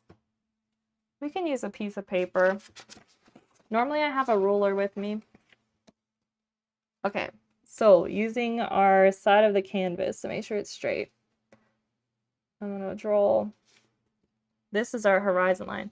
So if you go to the beach, guys, and you're looking out at the ocean, that is the time you're seeing like the true, like perfect edge of the horizon, right? It's like as far as your eye can see, it's where the earth starts to curve off, and there's that line. Now here we have like buildings in front of it, trees and mountains, And so probably wherever you're sitting right now, you're not going to realize it, but there are perspective lines pointing in the direction. And so the point of perspective is usually like in line of the height of your eyes. This can get complicated, and I will make a separate stream where I explain this. I made a whole chart for myself when I was doing storyboarding to explain how the perspective point can change depending on your positioning and the way you tilt a camera or your head. So we're going to give a very, very simple explanation of this. But guys, all you need to know is that in this shot, we have 1 point perspective. And all the lines are going to end up converging into here. So see this street? They're all following this line. So we can use this as a guide when we start to replicate these buildings. Another way that you can use perspective is they wanted us to be looking up and towards the city because that is the direction that Ash is going. And all these little lines of the buildings and the rooftops and the streets are drawing our eyes into this point. So that's like a little visual cue in this scene that I'm kind of noticing, is that they're wanting us to draw our attention out and into the city and kind of the future of wherever Ash is going on his next adventure. I believe in this scene they had the camera like pan upwards further, but I stopped it here because I like that we had enough of like the grass to play around with and the bushes, and it wasn't too much skyline. All right, so that is a very basic description of 1 point perspective. Now there will be like lines drawn straight out into the sky as well. You kind of have to imagine they're there. Like if these buildings went any taller, you would see that like if we had a skyscraper here, the top of this line would be arced like that. Now in 1 point perspective, only things turned like to the inside of the 1 point perspective are going to be at an angle. So anything else like going this direction, because it's only 1 point perspective, is going to be perfectly vertical. Not vertical, horizontal. Horizontal. Speaking of vertical though, everything is going to be perfectly straight up and down. So no arced edges like this or that. It's going to be straight up and down. Now chat, I've made a good mess and I can't really erase colored pencil. So try not to think too much about the skyscraper there. Alright, so we do, although you guys got a reference, we're good. I'm just gonna move this upwards and show you a little bit how I would start drawing this. So everyone have their pieces of paper ready to go, and we shall get started. I'm just going to outline this a little darker so you guys can see my canvas. It also helps me see. So very similar to how we were doing the fruit, we're going to mass in these shapes that we're seeing. So the first shapes that really come to my mind are like the trees framing the scene here, this line of grass here, and the bushes and trees on this side. So we need to decide where we kind of want ours to fall. I'm noticing, guys, that it's kind of only a fourth way up our reference page that we're actually getting. Yeah, it's like a fourth. It's like a fourth way up the page that we're getting this line of grass as the hill dips down and Ash is kind of walking down the hill and then into the town. So around the fourth way up my page, I'm just going to draw this line here. Maybe I did it a little too high, maybe I did a little too low. We can adjust it as we go. Make sure you guys can see. So you guys can draw in it's kind of a loose line like that. So we just established kind of like our first part of this drawing. The next thing I'm thinking about is these trees and these bushes. This bush here is pretty dark, so we can think, how far how far across does this take up on the page, right? It's almost about halfway, but a little bit less. So what we can do is go to our drawing and be like, all right, so a little bit less than halfway, probably about here. And we're just gonna loosely draw in our little bushes. And same thing with the fruit, where we were measuring the angles. So if our bush starts here, right? What kind of angle are we getting that meets to the top of the canvas where the tree ends or tree starts, depending on how you want to think of it. So I'm thinking it's about like that angle. So I'm gonna draw about up like this. And then when you're working from photo reference and your canvas is the exact same size, guys, very important, the ratio needs to be the same if you want 100% copy. If you use a piece of paper that's like this much shorter but the same width, and you're trying to perfectly replicate where this ends and when this starts, you're going to end up like smushing it. Hopefully, does that make sense to you guys? Why when you're copying 100%, you need to make sure that your ratios are the same. Otherwise, you won't be able to fit the whole thing. And if yours is shorter, you're going to have to cut probably your image here so that like your tree actually ends a lot sooner than mine does. So if you don't have the exact same size, it's not going to end at the exact same point. But that said, if you have the same ratio, you can look at the distance between here and here in your reference photo. So how much space does that take up? Well, I can say it takes up about, let me move this over. It looks like about this much. So we can use this little guide as our point of like, yeah, that's where the tree stops up top. And based on our angle, the bush ends a little before halfway across the page. So this is the side of our bush. And we're just going to do the same thing for the other bushes that frame kind of here. So this is a little difficult for you guys to see, but I'm looking at this bush line here. So I'm just going to draw a bit of a dark line for you guys to see. And again, we can use our pen and just kind of our eyes to imagine that angle. So we're like, yeah, it's about like this. And then in relation to the other bush, there's about this much space. Now guys, don't worry too much. These are just plants and bushes. They could have been more overgrown than this. They could have been less. No one's really going to know the difference unless they hold the reference up to it. So don't worry too much about accurately doing that. And then it kind of just comes up kind of like that.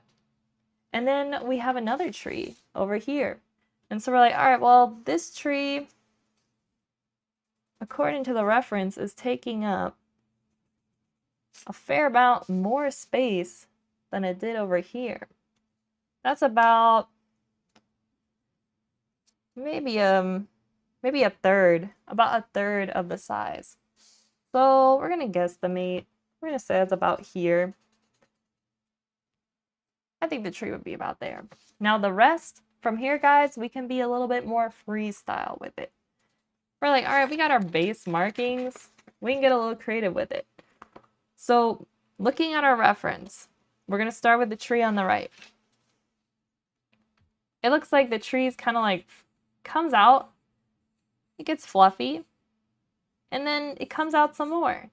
And maybe it goes past the lines that we had as our guide. And then it kind of comes inward. Again, using the techniques we use with the banana still life. We're just kind of like replicating some angles we're seeing. Not worrying too much about shape. And then the bush down here, kind of like that. And then we get another bush that kind of comes up in front of it here. And we're saying, that's about like that. And maybe you drew yours bigger, maybe you drew yours smaller. When it comes to drawing plants and bushes, they're so forgiving because maybe they were bigger, maybe they were smaller, It's very organic. It's just a plant. It may have been more rain in your scene and they grew bigger, or it may have been a drought and they shriveled up and they were smaller. So don't worry too much about that. All right, so we also have our grass line here. And we can see that this line is in front of our bushes here in the back. So it looks like there's another lump of bushes, which look very much like clouds if you really break it down, in front. So I'm not going to 100% replicate that, but I'm going to say they're like, kind of like that shape. And so we've already marked out our tree and bushes on the right side. Is everybody kind of following? Is this making sense? I don't want you guys to 100% replicate what you're seeing, and also make sure that you're just breaking down the masses. Don't worry too much about the proportions being perfect. This is a really good scene to practice because it can be very different and it'll look still really cool. Like the city, I'm gonna draw less buildings than they did, guys. That's what I'm planning to do because it's way too much work to draw all those buildings. Ja, bisher kann ich folgen. All right, sounds good. All right, chat. All right, guys. Let's draw the trees on the left side. All right, so we marked out our point for this top tree here. And so we see that it kind of comes in and then it comes out. And then it looks like it comes down. And you can use straight curved lines. It really doesn't matter right now.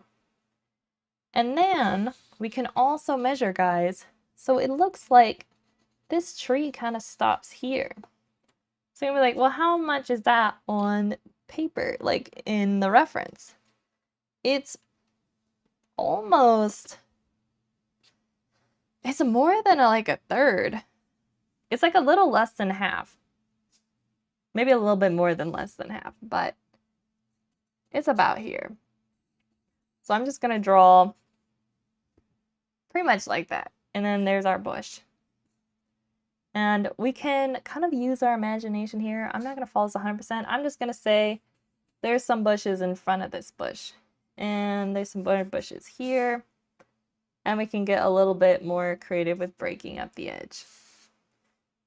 So we got our bushes kind of growing, all staggered in front of each other. Doesn't need to be perfect. All right, so they also used some bushes in the front, and this kind of helps create depth where it's like these bushes are pretty darn close to the camera. And then these ones are kind of like set more in the background. And so we're going to draw some of these bushes in, overlapping our foreground bushes. And I'm not going to follow the reference too much.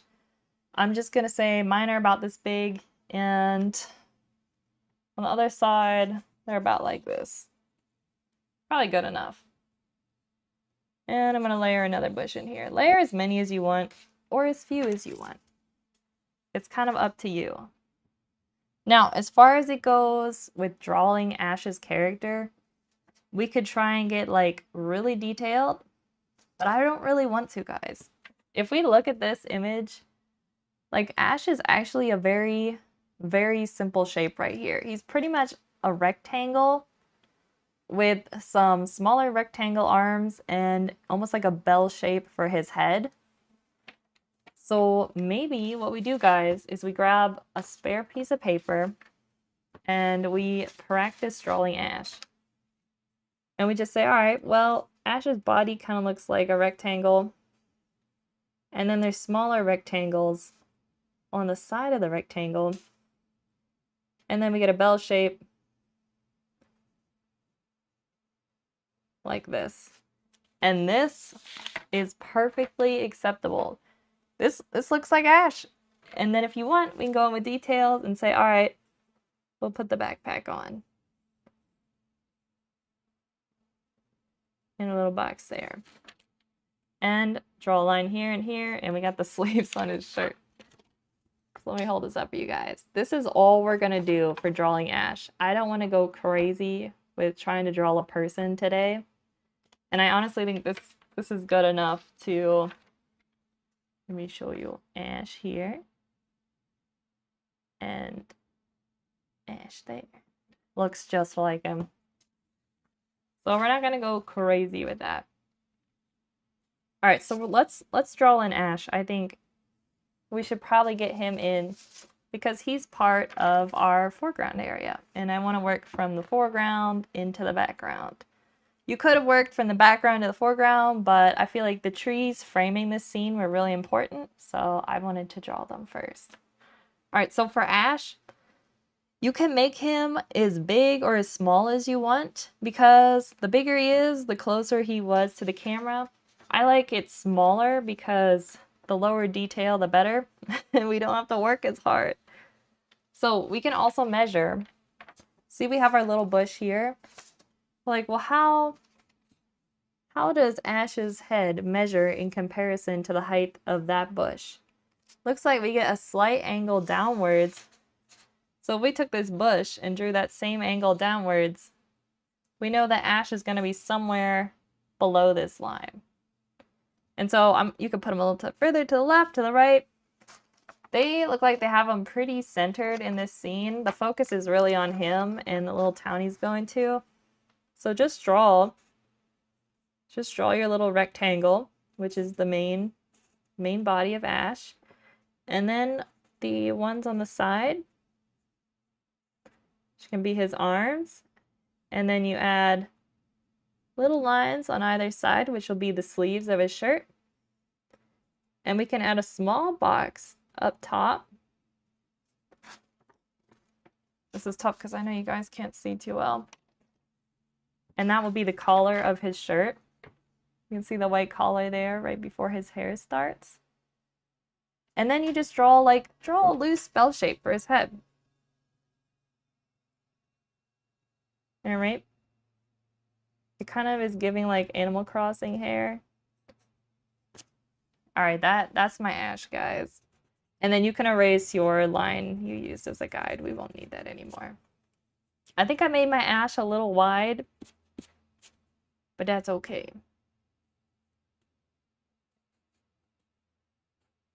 And then I'm going to add his backpack. So just a little curved edge and then pretty much another rectangle. Let me pull this up for you guys. How's that? Beautiful. Again, very simple. It doesn't need to be crazy. Try not to rip the pages of my book.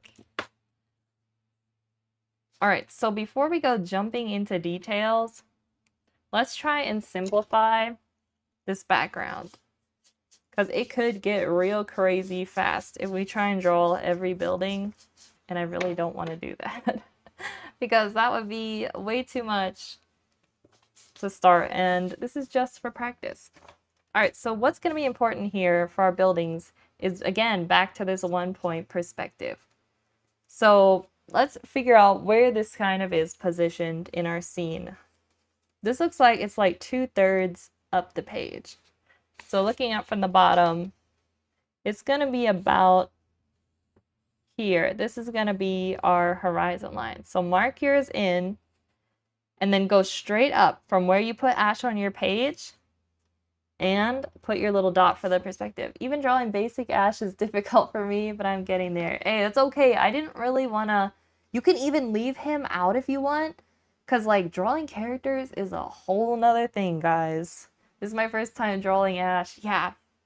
If you want, just leave him out, Gecko. Like, feel free to do that, guys. This could just be a beautiful landscape shot, and it doesn't need a character in it. Or you can just draw, like... Gecko, let me show you this. You can draw a round circle, right? Fill it in. This will be like a silhouette. And then draw like a U shape underneath.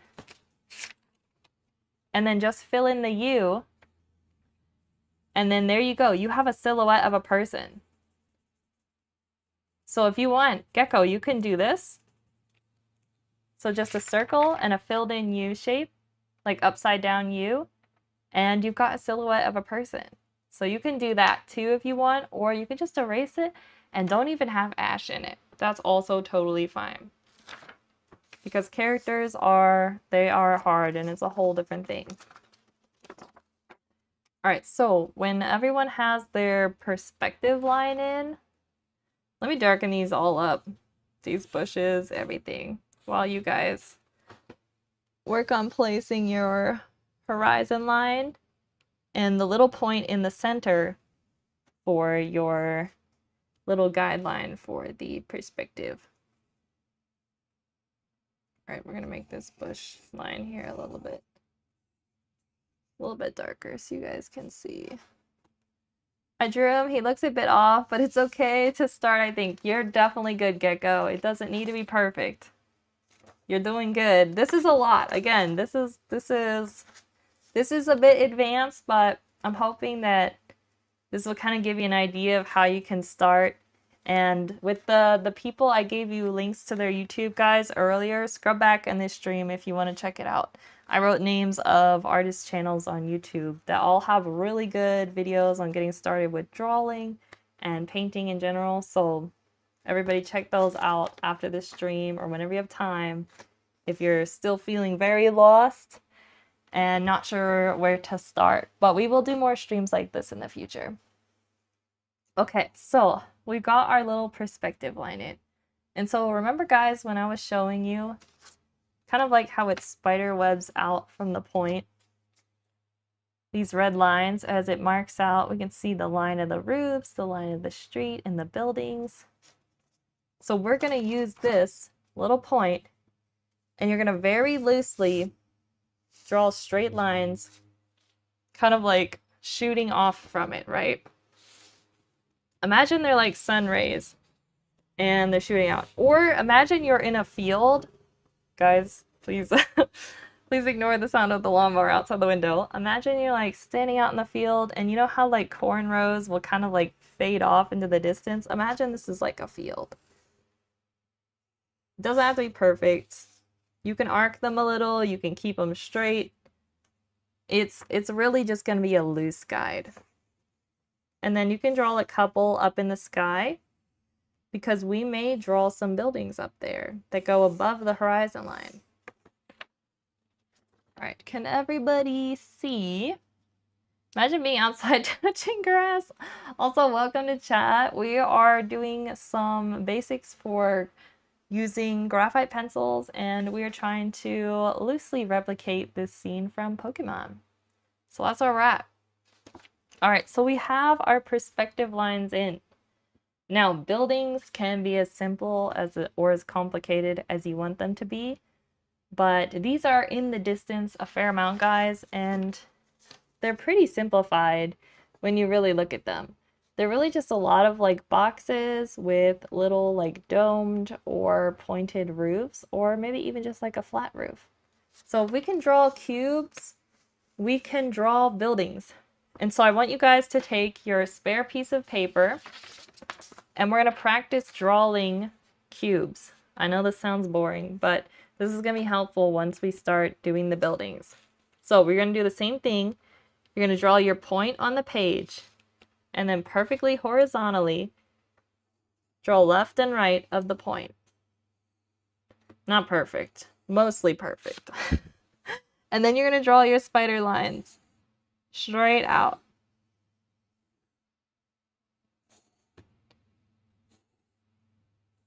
Everybody got their lines going? We're going to learn how to draw cubes in perspective, and then we're going to try doing the buildings.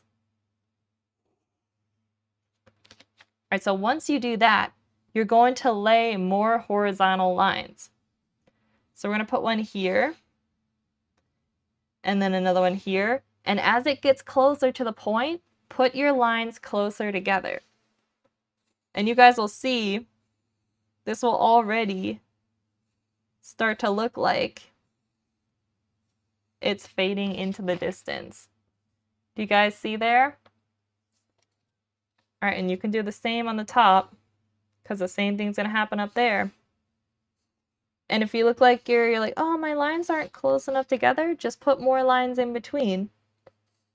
It doesn't have to be perfect. This is just a little rough guide to guide you as we start to draw the cubes. So let me grab a dark red pencil that I think you guys will be able to see. Which one of these is darker? This is probably better. All right, so imagine this is our Pokemon scene. We've got the same thing going, right? Except I didn't draw the horizontal lines yet. We can draw a couple of those in here. But imagine this is our little Pokemon scene. And these are going to be buildings down here. And what are our buildings? Pretty much just cubes. So can you guys draw a square? I'm pretty sure you guys can draw a square. So this is not a perfect square, but this is our little box, right? And I think everyone probably at some point has drawn a house, right? You got the door, you got a window, and you got a little chimney. This is pretty much what we're going to be doing, except we're going to add a little bit of depth to it. So we're going to draw, not paying attention too much to our grid just yet. Just flat, draw a little box. So I'm going to draw straight up, straight over, and down. So we got a box. All right, it's just a box. It's not crazy, it's not really going anywhere, and it doesn't look two-dimensional. That's where our perspective grid comes in. So you're going to take the corner of your boxes, and you can use another paper or a ruler, whatever you have to help guide yourself. But you're going to align it with the point on the center of your perspective, and you're going to line it up to the corners of your box. Gotta put the yellow sun in the corner of the page with the house and its peak childhood drawing, literally. Literally. Alright, is everyone following Gecko? Does this make sense so far before we start making this little box dimensional? I want to make sure everyone's kind of gotten to where I'm at so they can try this too. Perspective is really fun, but also very frustrating. I honestly am not that good at it yet, but we're getting there. Every day I'm learning.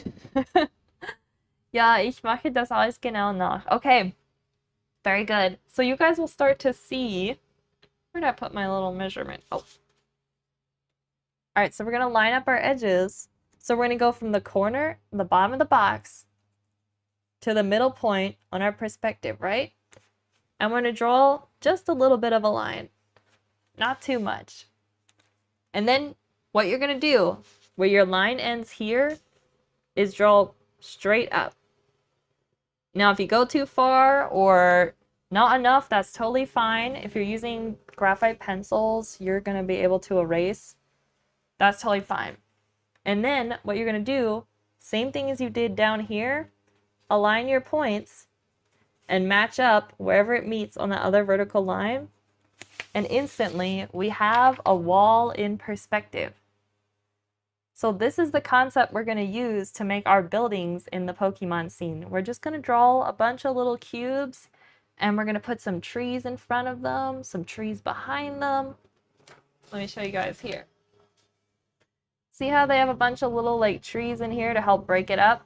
So we can kind of fake detail by being loose and just kind of like very loosely indicating that there's some cubes and squares and buildings down there without going too crazy with it. So let me outline some of the buildings here I'm seeing in this little Pokemon scene, which may help you guys kind of see them.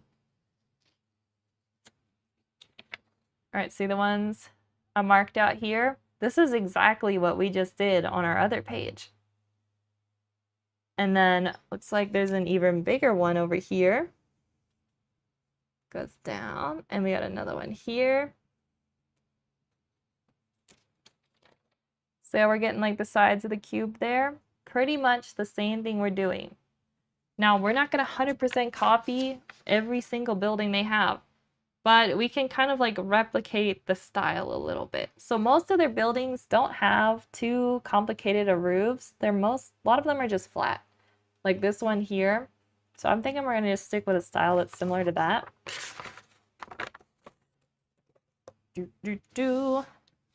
But first, let's finish this cube so I can explain to you guys how to finish it off. So now we need to finish this other line. So we're going to line up our point here to the corner of our cube, and we're going to draw the line. And then where the building ends here, you're going to draw a nice straight horizontal line. And so mine, I drew a little bit too long, but you can see now we've pretty much got a building.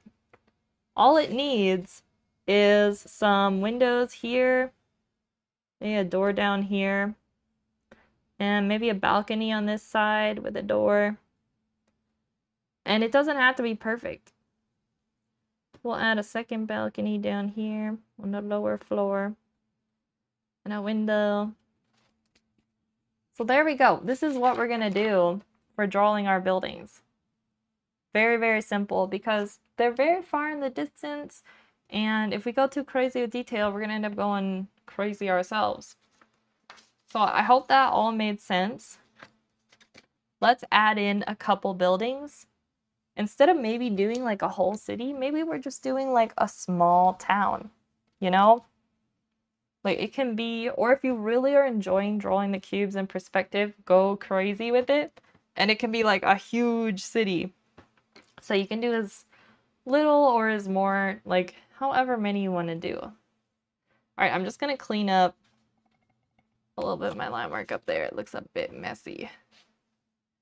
All right, guys, let's start drawing some cubes.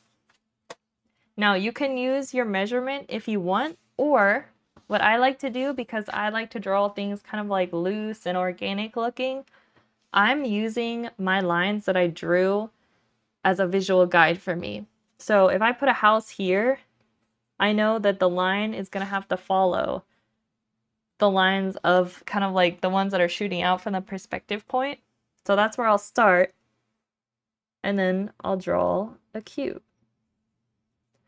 And then I know these lines on the side are going to need to follow into that point. And then this one here, you can kind of like, without drawing on the page, like imagine you're drawing the line without putting it down to get familiar with the angle that's going to be. Like if it was straight from there, what's it going to look like?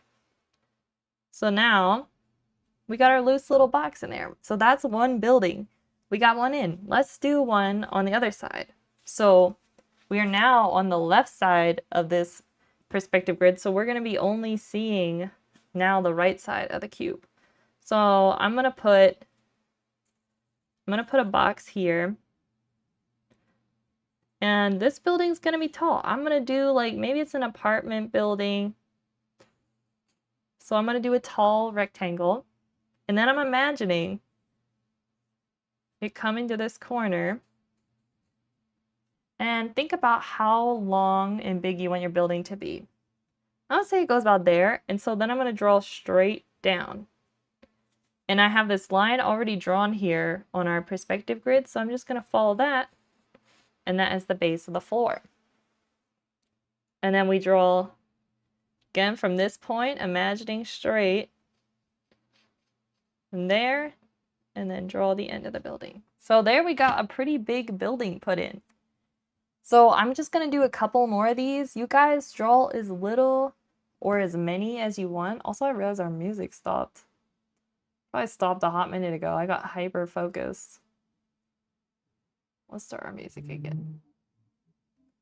Da, da, da.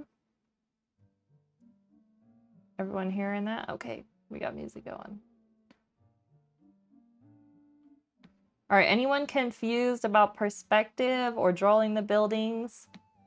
Please let me know in chat and I can try to explain it a little bit better. And again, I don't have these drawn perfect, but these are very loose cubes. So I'm just going to draw a little square, and then I'm going to connect the corners with their little 1-point perspective. So imagining the lines are going towards that point and drawing up. And then you can use your eraser Like, oh, I drew it too long, I drew it too short. Gonna erase it out. And then another vertical, horizontal line. And then one that follows with there. So keep putting in your cubes or stop, and maybe there's only like one house down there. Meine kleinen Gebäude sind ein bisschen schief, aber insgesamt klappt es ganz gut. Alright, that sounds good, Gecko. Mine are also, like, check this out, Gecko. If I measure this straight up from the bottom of the page, mine are not perfectly straight. This one's leaning a little bit. It's giving Leaning Tower of Pisa, and it's okay. It's okay for them to be a little off. Like, they're loose buildings. We're just kind of indicating what's happening back there. We're gonna end up actually erasing some of the details, so don't worry too much about it. Okay, so guys, what if we wanted a really tall building? What if we want a really tall skyscraper? And you're like, well, that's gonna be pretty tall on the page. So here's one thing you gotta keep in mind. If your buildings are going to be going above this perspective line, you're gonna want to draw out these lines because these are going to be drawing the tops of your building. So the bottom of the building is gonna be angled pointing down, but then once we get to the top, it's actually gonna be kind of like arcing upwards. So that's something to keep in mind when you're drawing something that goes from below the perspective, like horizontal, oh my word. The horizontal line there, the horizon line, that's how you say it in English. If it goes below the horizon line, it's gonna be like we're seeing the tops of it. And when it goes above, we are going to be seeing more like the bottom / the upper part of it. Ich habe aber das Gefühl, dass die Bilder mehr Leben haben, wenn alles nicht ganz perfekt gerade ist. Kann das sein? That is 100% true. Definitely, like, give it some life, give it some character.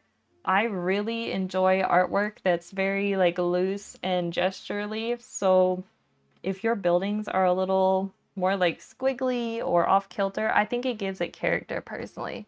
So Gecko is definitely on point. Alright, so I'm gonna draw a really tall building, though. So I'm gonna draw a really tall, not so straight line. It's a long rectangle here. And so now we're above this line, so we're going to be angled actually down, pointing to it.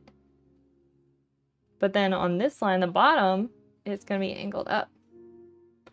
And then I'm just going to draw in little long kind of like dash lines to indicate windows. And then you can erase out your lines underneath so that you're not seeing the horizon through it. There we go. Yeah, mine definitely doesn't look perfect because this one's like super wide. But don't be afraid to use your eraser and kind of like readjust things as we go. That's all part of just getting comfortable with problem solving as we go. Alright, I'm just gonna add a few more cubes in here quickly so that we can... Now, it gets a bit more complicated if you want to put like a triangle roof on it. So I just want to show you guys. I like the cyberpunk genre, so big, vloggy, hostile, solid block buildings is my thing. Yo, let's go. Alright, we're kind of getting in that vibe then. Let me show you something, guys. This is very interesting. But if you need to find the center of a box in a perspective or just in general, here's a little trick you can do. So imagine this is our big building, right? The one that I drew.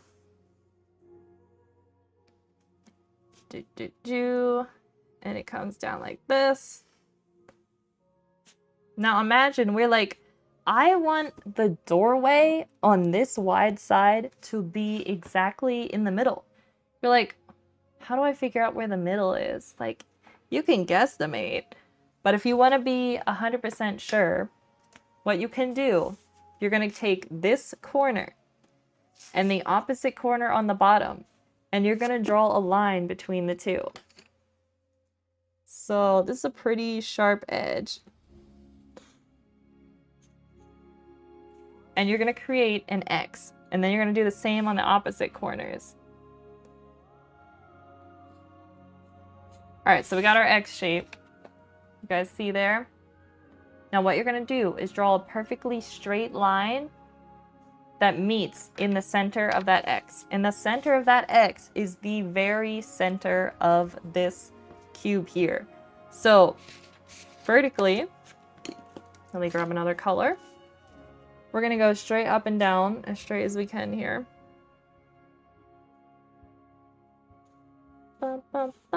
This, where the blue line ends here, this is the very center. So if we're going to put a door down here and we want it to be in the center, we can now draw it around this line. So maybe our door is slightly rounded. It's going to be down there, and that has found our center. Also, this center X is telling us where it is in the center of the vertical length too. Wow, that trick really works well. It does. When I first learned this, it blew my mind. I don't know why. I thought it was so cool. So now that one's easier, but let's say I want this building to be like kind of cut in half, and I need to know where that half would be. And so the same X you use, go to the center of it and line it up with your point of perspective here on the horizon line. So let's find the center of the X and the horizon line, and we'll draw a line in that angle. That is the center. So you can use it for two things. I hope the building has an elevator. I don't have the cardio for that many stairs. Yeah, this one definitely has an elevator, guys. And so why I'm showing you this, guys, is because you can use the same trick if you want to make a house with a pointed roof. So we're going to go to the front of our building, and we're going to draw our X again. Alright, so not so perfect of a house, but we're going to draw our X again, right? And so now we've got our center. And we're going to put a vertical line up the center. And this is going to show me, if you extend the line, this is going to show me where the middle point of the roof needs to be. So now you can draw your triangle from the edges, and you now have a perfect pointed roof that is centered. Because it's often hard to get the center right. So how would this look maybe where we're seeing the top of the roof? Which is a really good question, which is going to happen to most of our buildings because our horizon line is showing a lot down here. So let me give you a little crash course in that. So again, same thing, draw your X. And guys, do this lightly with your graphite pencil. I'm doing it in colored pencil so you guys can see, but you want to be able to erase this later. And then you're going to draw straight up like we did before. And I'm going to extend the line to however tall I want the roof to be. And then I'm going to make the triangle where it meets the edges of the building. Now, for the top of the roof, guys, what you're going to want to do is take the point of the roof, use your measurement, your ruler, whatever you're using, piece of paper, and guide it to the point here. That is a good tricky tip, by the way. Thank you. I forgot where I learned this or who it was from, but yeah. So guys, the point of your roof, align it with your horizon line and draw a straight line. That's going to be the top line of the roof. Now, all we need to do is create the back side of the roof. So I cheat out, guys, and I just copy the angle by using my measuring tape, holding it against the line I drew, and then moving it backwards until it meets the corner of the back building. But if you want to get really technical with it, what you do is you draw the back side of your cube. Let me show you guys what I mean.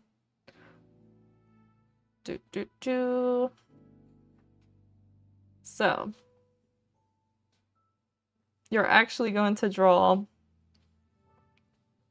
Let me draw this line in here. This is a terrible cube, guys. But this is... This should hopefully give you an idea. you would actually draw that X again, but on the back of the cube. So your X would be, you do one in the front, and then one in the back. And then you draw up from there, and then up from here. Do your pointed roof, follow it down, and then you're going to do the same thing from there, where it meets. This looks very sloppy, but that's another way you can find the next angle of the triangle. I love when I guesstimate the middle of lines. Everything is crooked as heck. Structural engineering is simply not a thing in my world. I feel that. Architecture is really difficult, and guys, I've never gotten too good at drawing it, but I've learned the basics of perspective so I can fake buildings, but at some point it would be really fun to get good at it. But that's how we're going to do some pointed roofs on our cubes if you guys want to do that. If you don't, your roofs could just be flat, and maybe there's like a little, like there's lights up there and a little patio, or maybe the like top of the air conditioner vents are up there. It could be anything, you know. There are different type of rooftops. But I want to do some pointed roofs, some little like cute farmhouse style buildings, so that's what I'm gonna do. Again, just draw my little X, make a triangle, draw in towards a line, and there we go. And then you can erase out your X. Alright, we have faked a building. Alright, everyone feeling good? Everyone following along? How's everyone doing? Let me know if anyone had some issues with the roof, because it can get a little bit complicated. But perspective is definitely worth learning. Even if you're working from a photo reference, it's kind of nice to understand how things work. Yes, all good so far? Alright, let's go. Alright, I'm not going to add in too many more buildings, guys. I feel like I just don't want to go, I don't want to go too crazy. I'm going to add some windows to this one down here. Now again, with the windows, if you're drawing them on this side, I placed the pointed roof on the tall building. Let's go! That one, actually, that would have been tricky, Gecko. Very good. Your windows, if they're going to be on this side, so use your lines again to draw the windows on these sides. So the line of the windows are going to follow the direction of the angle of the perspective grid here. So make sure you keep that in mind. They're not going to be perfectly straight on that side. They're actually going to kind of like tilt away from you. And again, those can be loose. Just guesstimate them. Structural integrity is out the window. We're just having fun. Loosely indicating some windows and, you know, doors and whatever you want to add in there. I'm going to add another building here. Yeah, I think that's a good spot for a building. This one will have a flat roof. And then if you want, you can go crazy with it, guys, and you can stack a cube on top of a cube. And then suddenly you've got like double-decker building going on. So maybe this is where like the stairwell is and it leads up onto the roof.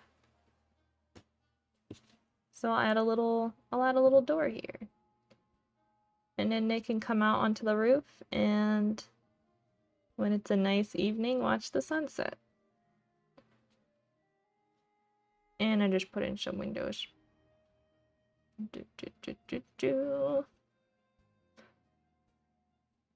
Alright, I think that's probably good. It's starting to get late here. We're already going on 5. Alright. Should we add... I think we should add some trees down here. Alright, chat. So, for layering the trees, another thing. If we have trees that are all the same height, and the tree is about this high, so let's put a tree here, right? So we're just gonna do like a bushy top, and then we're gonna draw straight down. That's the trunk. Pretty much that's it. Not crazy. We're gonna erase the building behind it. If this is a line of trees that's following along a street, you know how like they'll plant trees for decoration and they're usually all the same height because they're planted at the same time, they're the same type of tree. They're like decorative trees. As they move back in perspective, just like cubes, they are going to shrink and get smaller. So we can do the same thing where the top of our tree is going to follow along this line. So our trees from the top there and the bottom have to fit in this line. So the base of your tree for this next one that would start here, the base of the tree is going to be on this line. And then for the top of the tree, it's not going to be too much taller than this. Just imagine you're drawing little like pieces of broccoli. That's pretty much what you can do for the tree. I'm struggling with the cube on the cube. Yo, Gecko, no problem. Let's break down stacking cubes. Let's make this a little bit easier to see. Where's my colored pencils? Alright, so we got our base cube. Let's make our base cube. Let's make it green. And it goes back like this. Alright, we got a cube. Now, we want another cube on top of it. So, first thing I ask myself is, well, where is the very front of that cube gonna be? So, we're gonna need it to sit on top, so that means there's gonna have to be some space behind it. So, I'm gonna draw the front of our next square a little bit more forward on top of this cube. And then I'm gonna draw another square, just a regular square. We're not thinking about perspective yet. So just a straight up square. And then just imagine that square is on its own little plane. So it's gonna follow backwards. And then we can draw horizon line there. And now we've got our cube on top of a cube. We're gonna draw another one in a different angle because this one's a little hard to see. Alright, so I draw another one here. I'm gonna draw this one tall. Up. Over. Okay, there we go. Okay, alright, got it, very good. Alright, I'm just gonna draw one more on top of here. So this cube is gonna follow the line of the wall up. From here, imagine this line about like this. And then like that. So we got that side of the wall. Then I'm going to draw it off straight and down. I'm going to put a little door here. So there's another cube on top of a cube. Again, keep it loose. Don't worry too much about perspective. Like a perspective study can be a whole nother thing. But it's kind of fun to like realize that like this is a thing.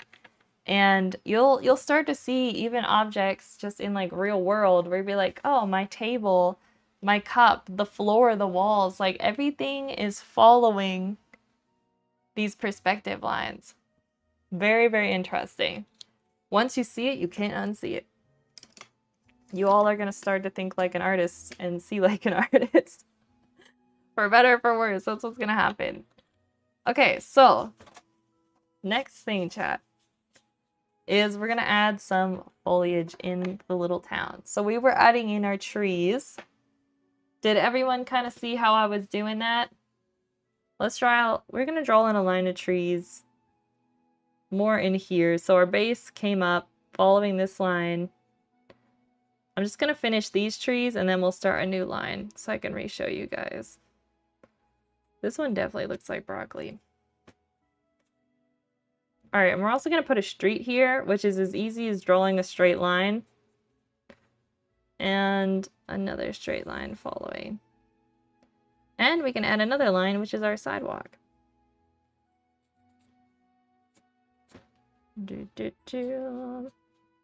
Okay, so that's Broccoli Street. It's literally Broccoli Street, guys. This is where Brock lives.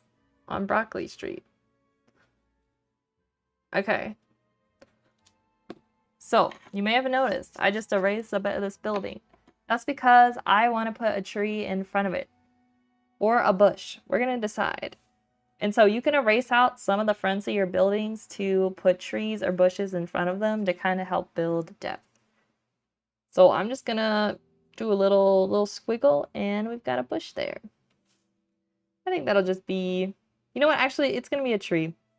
We'll add a little stem to it. And guys, I'm drawing my trees like this. These are pretty basic. I think today we're just going to do really basic things because we're doing some hard stuff with the perspective, and the more you can simplify, the easier it's going to be to replicate it in the distance.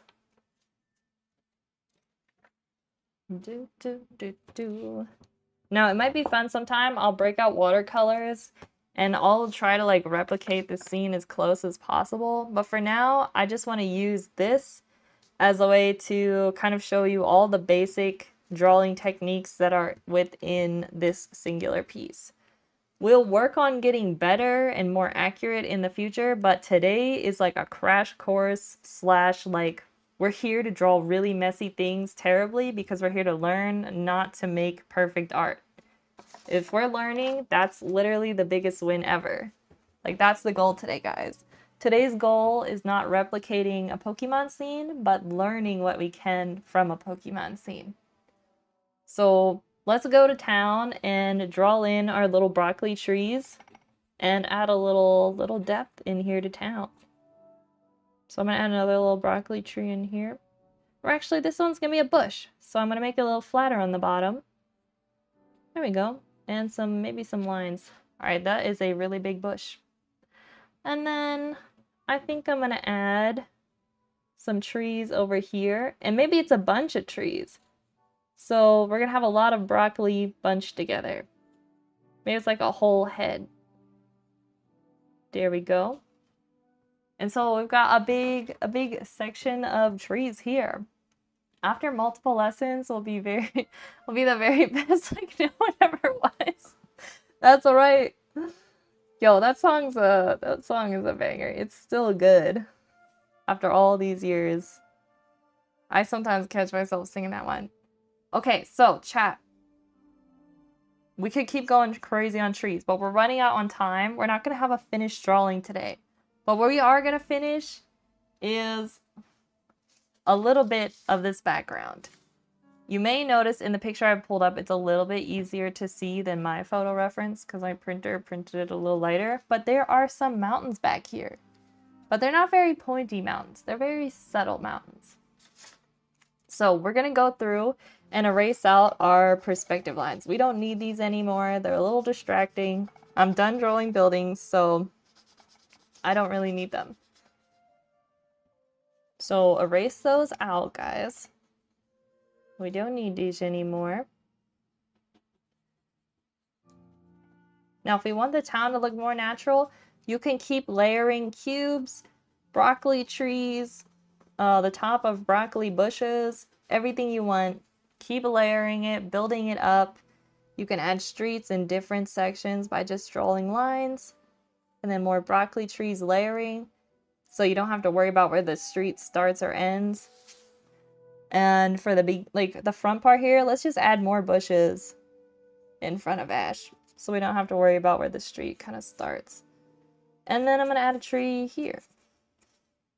So just keep going crazy with your trees, your cubes, however many you want to do.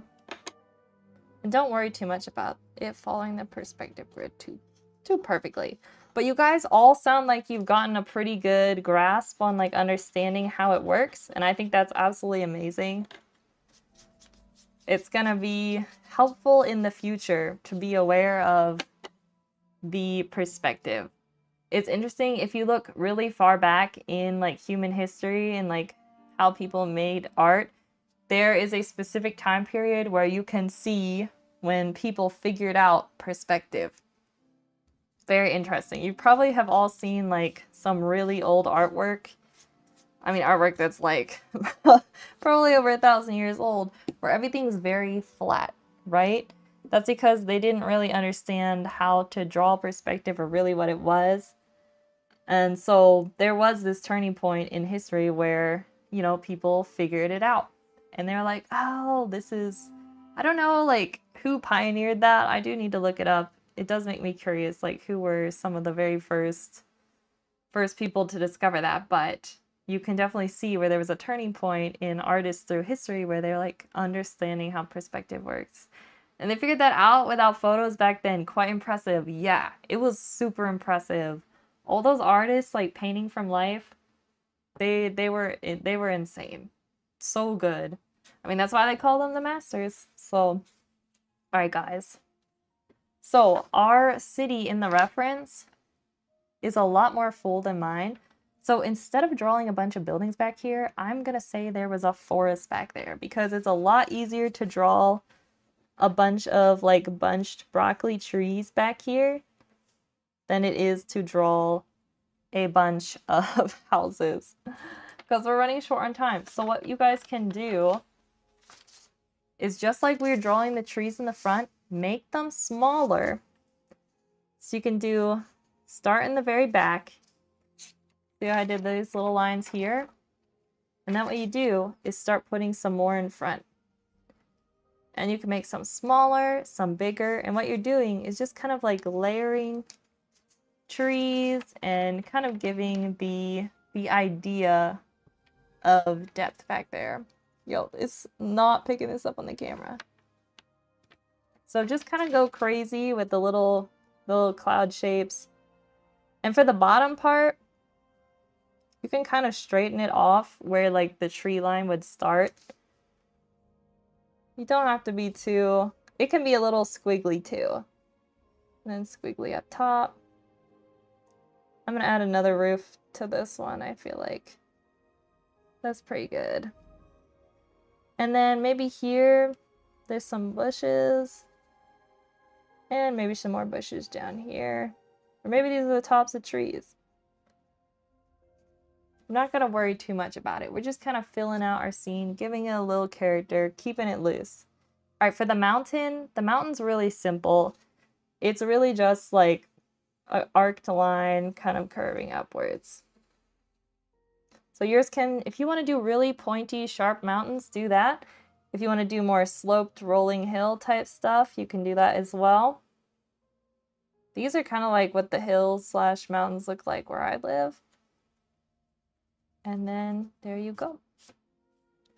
We've got our little mountain there in the background. So you can see we're getting a really nice sense of like depth now. I'm gonna add a little street in here. And maybe another little house here. Just a tiny little house.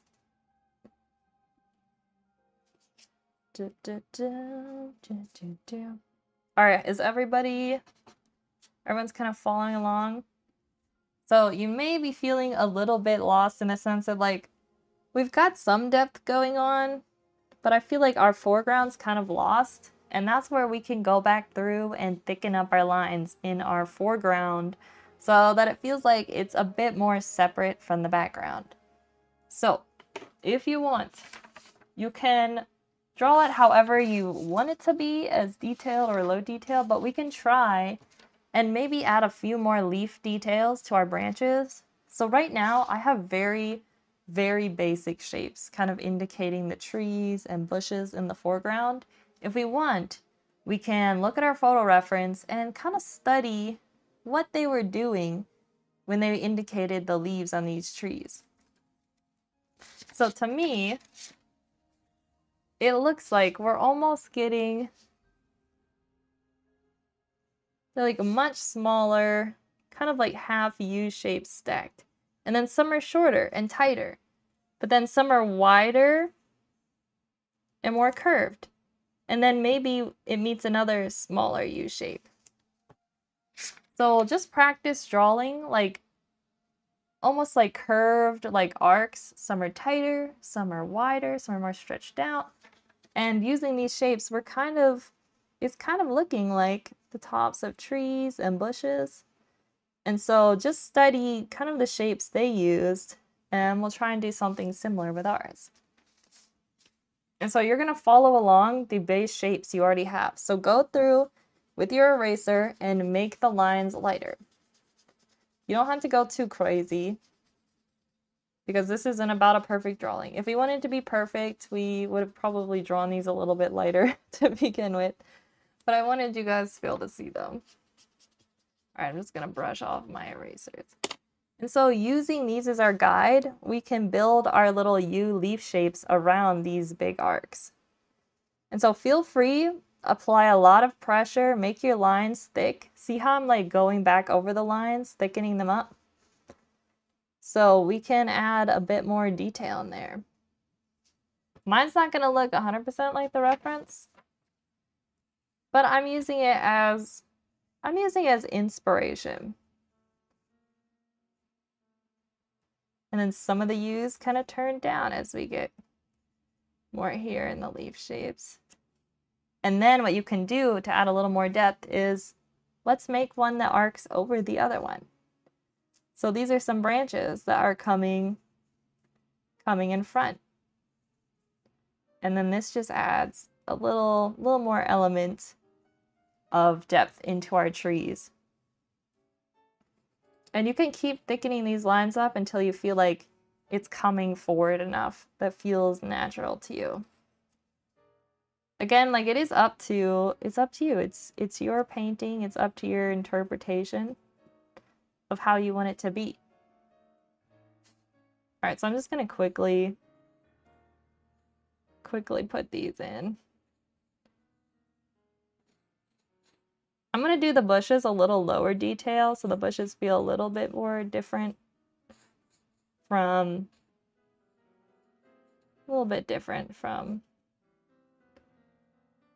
the trees. Not that it really matters. It's just an artistic choice I'm making. This one looks a little weird, but that's okay. How's that working for everyone? Everyone following along good? This is honestly the fun part. Like if you do this on your own time, guys, just layer these in front and behind each other and take your time, enjoy the process. It's kind of interesting seeing how you can really start drawing like plants and bushes really quickly once you get the hang of it. Now these ones are really in the foreground. I'm going to really thicken up the edge on these ones here because I want these to feel even closer. My U shapes look a bit curly. I need to make them a bit longer and wider. I mean, that's okay too, because maybe yours are a bit more curlier. That's also just an art style choice. So don't feel, guys, like you have to 100% copy what I'm doing. I encourage you to do what Gecko's doing and try curlier shapes. Maybe try wider shapes. Maybe you just want to keep them as big, like blocked in bunches like we had before. That's also totally fine. Mine's much more simplified than the reference. And that's just a style choice. I'm just gonna put a few in here in our foreground. All right, we're already 5 o'clock. We are running a bit behind schedule, guys. Today's stream's going a bit longer than I thought it would. Ooh, this music's so serious. Chat, I'm probably gonna skip this song, even though I do like this one. It's too serious for... We need something chiller. Here we go. I don't know if chiller is a word, actually, guys, but... We gotta stay calm while we're doing this. Alright, so we got trees. We got bushes. I kind of drew a weird one in here. I don't think I want it there. This is the gym fight music for a badge. No, literally. But, guys, we gotta draw... We're drawing a calming nature scene. We'll do a gym fight scene maybe another time. That one will be more difficult. We gotta... Although, honestly, this one's pretty difficult. Alright, so... You can do the same thing for the bushes on the left. I'm not going to finish those all today. I want to show you guys how we can replicate some grass though. So this line that we drew as our grass guide, go randomly along the edge and just erase some of it out. And I'll show you what we're going to do there in a bit. Just randomly, random spots, be like, oh, I'm going to erase it here. Why is the town playing boss music? Yeah, what's going on down there? It's like a boss battle. Alright, so we're going to randomly erase out grass spots. And so these are where we're going to indicate grass blades. And we can do that by drawing almost what looks like tufts of hair. Kind of like Psyduck's little hair here. We're almost going to be replicating this. Psyduck, thank you for being our model today. Although I guess it's not hair, it's just Psyduck's little, what do you call it? Like his bangs? His little top of feathers. So, imagine this is our line of grass we have, and we've erased out random spots. In those random spots we erased, we can kind of do, like, imagine you're going to be doing, this is very much just like Psyduck's head. You don't have to do it like that. So similar shape, but on the ends, you're going to make it more pointy. More like this. And then you can vary the size. So see these ones I drew here? So almost like Psyduck's feathers on his head. And then change the direction. So maybe one comes up this way, but then another one bends this way. And then one bends this way. And maybe instead of 3, there's 4. See what I'm doing here? So these are just indicating kind of like longer grass blades.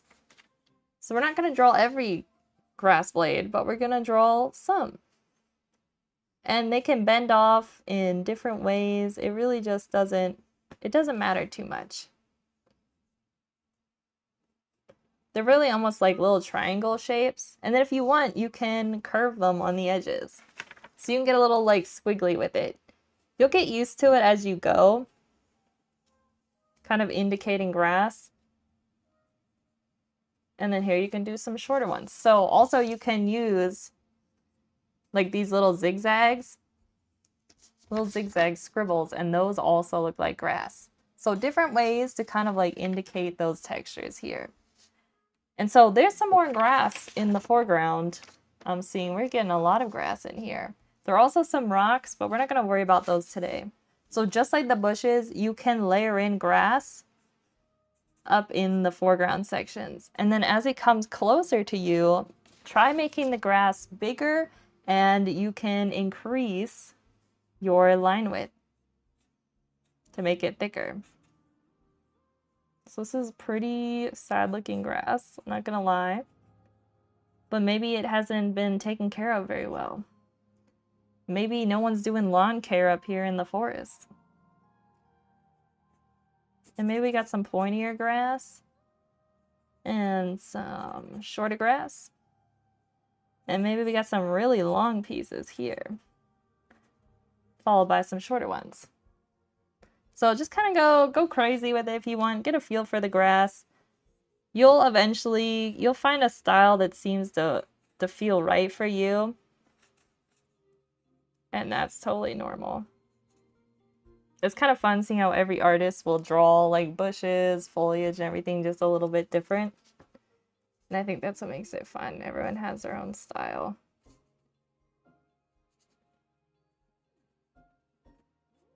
Some of them bigger, some of them smaller. How's everyone feeling? What do you think, guys? Are they looking bush-like and grass-like to you guys? Just showed it a bit more down there. And you can do as much or as little as you want.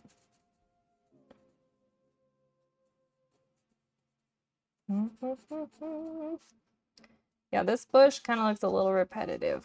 Again, try to like vary your shapes. I didn't do that here and it looks kind of boring. But use some smaller U shapes, use some bigger ones. The variation makes it look more like how nature really is. Not everything is perfectly the same. But I have a tendency, you guys, to try and make everything perfect, which is my biggest flaw. And that actually makes trees look terrible. So let me try and use a little variation here. That's hard. Yes, I think adding the grass is going well for me. Oh, let's go! Bushes too? Oh, I'm so glad. Yeah, I think it's fun once you get into like the swing of it. Gecko, if you want, try on your own. Find some Pokemon scenes that use similar techniques we use today and try replicating that as well. It might be kind of fun. Alright, so there are some tree trunks in the reference. And those are like semi-covered up by branches. So the way to do that, I find, is you kind of draw very loosely your tree trunk in, kind of like a little tube shape. Make sure you guys can see. And then you'll add your little swirls above it. So it looks like branches are coming in front of it. Like this here. Let's layer it more. And then the tree trunk comes into here. And then if you want, shade it in so you can see the tree a little bit more. And then maybe the tree trunk comes up a little bit higher here. And there we go. I have arrived! Hello, Olivia! Welcome back! We are teaching some basics in using your graphite pencils, as well as we covered some more difficult ones too for beginners, but we covered a lot of some of the basics of drawing, and I showed you guys some things that you can use to kind of like guide you in your start to drawing.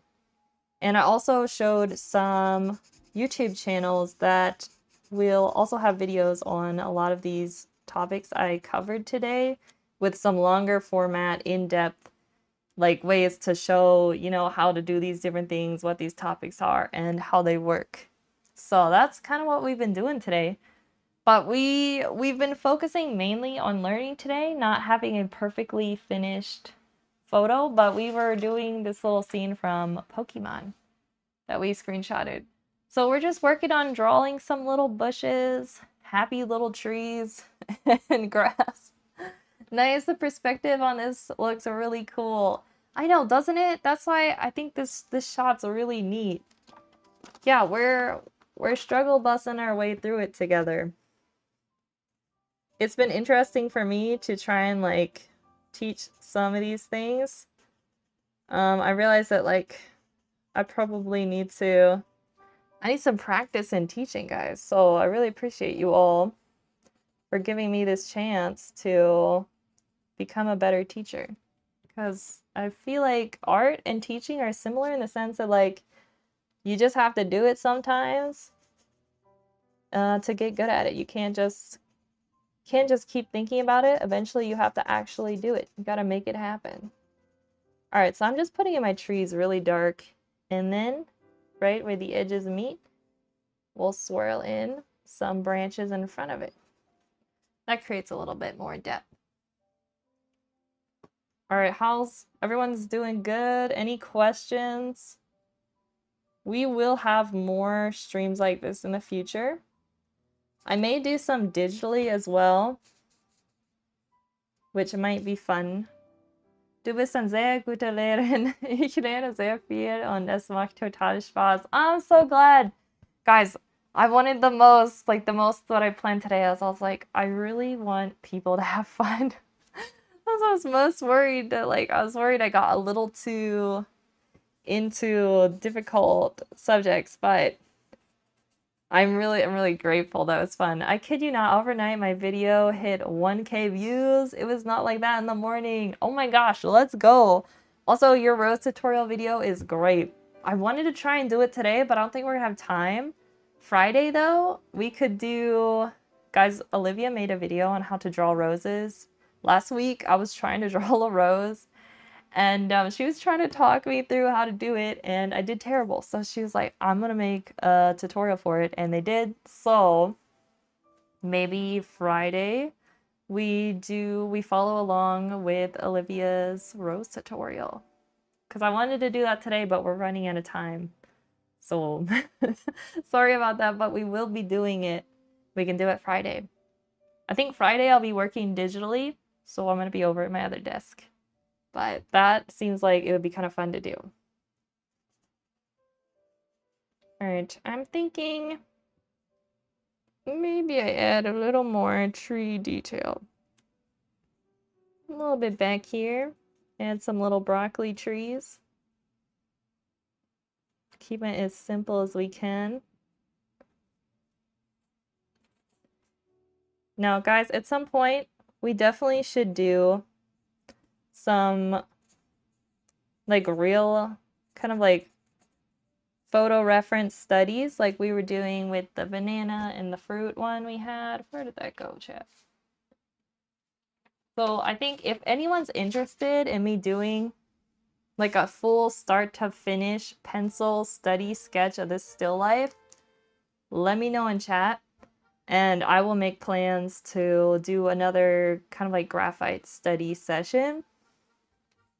What I will do probably is talk through what I'm thinking while I'm doing it. It may not be as much where like I'm stopping and you guys are doing it along with me. Although you can do it along, I think it might be easier for me to just kind of like do it, explain what I'm doing, and then after I'm finished with certain sections, take questions and try to answer those. But I was glad today we got to cover just kind of like different, what's the word I'm looking for? Like basics for drawing that you may not have known about. And I kind of just want to start you all on a path of curiosity where you're like, oh, I didn't know that even existed. Like, I want to know more about perspective. I want to know more about drawing basic shapes, breaking down complex objects into simplified shapes. I want to learn about more, I think I already said perspective. I want to learn about drawing negative spaces. So I just kind of want to get you guys curious and thinking about things you didn't know about before. And so I'm hoping today's stream kind of gave you some questions. Questions as to what you want to pursue next and what you want to do. But guys, I highly recommend, if you missed it in the beginning, scrub back to where I was talking about, I think I was probably like 30 minutes in, 20 minutes in. I was talking about different artists I recommend. Actually, I'll just put the list up now. These are artists on YouTube. But if you scrub back in the video, you'll see each one I talk about what they do and what I've learned from them. Definitely recommend. But guys, I'm starting to get hungry. I think it's gonna be, we're gonna call it on stream today. This is gonna be the end. Gecko, thank you again for like suggesting I did this stream. Yo, shout out to Gecko, everyone. This was Gecko's idea. I definitely want to do more like this in the future. It's been really like interesting teaching through streaming. I know it's a little difficult because I can't like physically see your artwork, and I know it's a little difficult to ask questions through chat, but I'm hoping that this was a little bit helpful for you guys. But if anyone has any more questions, please let me know. Das war echt super. Ich bin total gespannt auf das nächste tutorial. That was really great. I'm excited for the next tutorial. Yo, it's probably maybe next week. I don't know.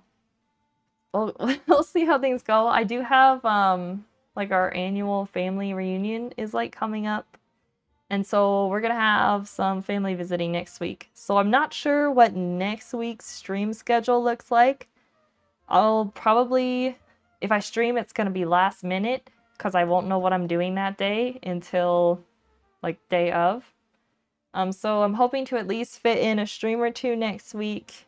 I'll keep you all posted on my Instagram, and I'll try and get better at posting on YouTube, kind of updates as well.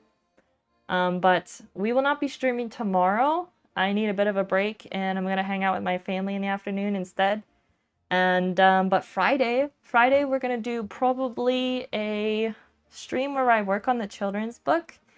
But also feel free to ask art questions anytime I stream, guys. I love talking about it, so feel free to do that. We'll work on that, and then we're also gonna watch Olivia's How to Draw a Rose tutorial on that day as well. So we're gonna draw some roses.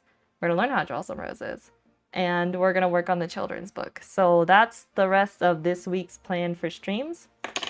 And then next week, probably not a drawing tutorial week if I fit in a stream, but probably the week after that, if you guys are interested in perhaps we do another graphite still life study. We could do that instead. So that's kind of what I'm thinking, guys. That's a very not set in stone plan, but that's where we're at. I will keep you guys updated on my Instagram and YouTube. But see you all not tomorrow, but Friday. And I hope everyone enjoys drawing and will continue enjoying learning this process. Please check out these YouTubers. And just like anything I mentioned here today, like Google it, search it in YouTube, any of these topics. There are so many really talented artists out there with some incredible free like content for teaching. I've learned almost everything I know from YouTube artists. So, I mean, there's so much great content out there. So keep asking questions as you create, like, how do I do this? Or how did they do that? And, you know, just keep following your questions and you guys are gonna make good progress. Bis zum nächsten Mal und danke nochmal für den tollen Stream. Gecko, thank you so much. Everybody, I really appreciate you all coming by and, you know, kind of going back over these basics with me. It's been fun. It was fun to hang out. Yo, also, welcome to the chat, Disco. It was nice talking to you, and everyone else who dropped by, thank you. And I'll be seeing you all on Friday.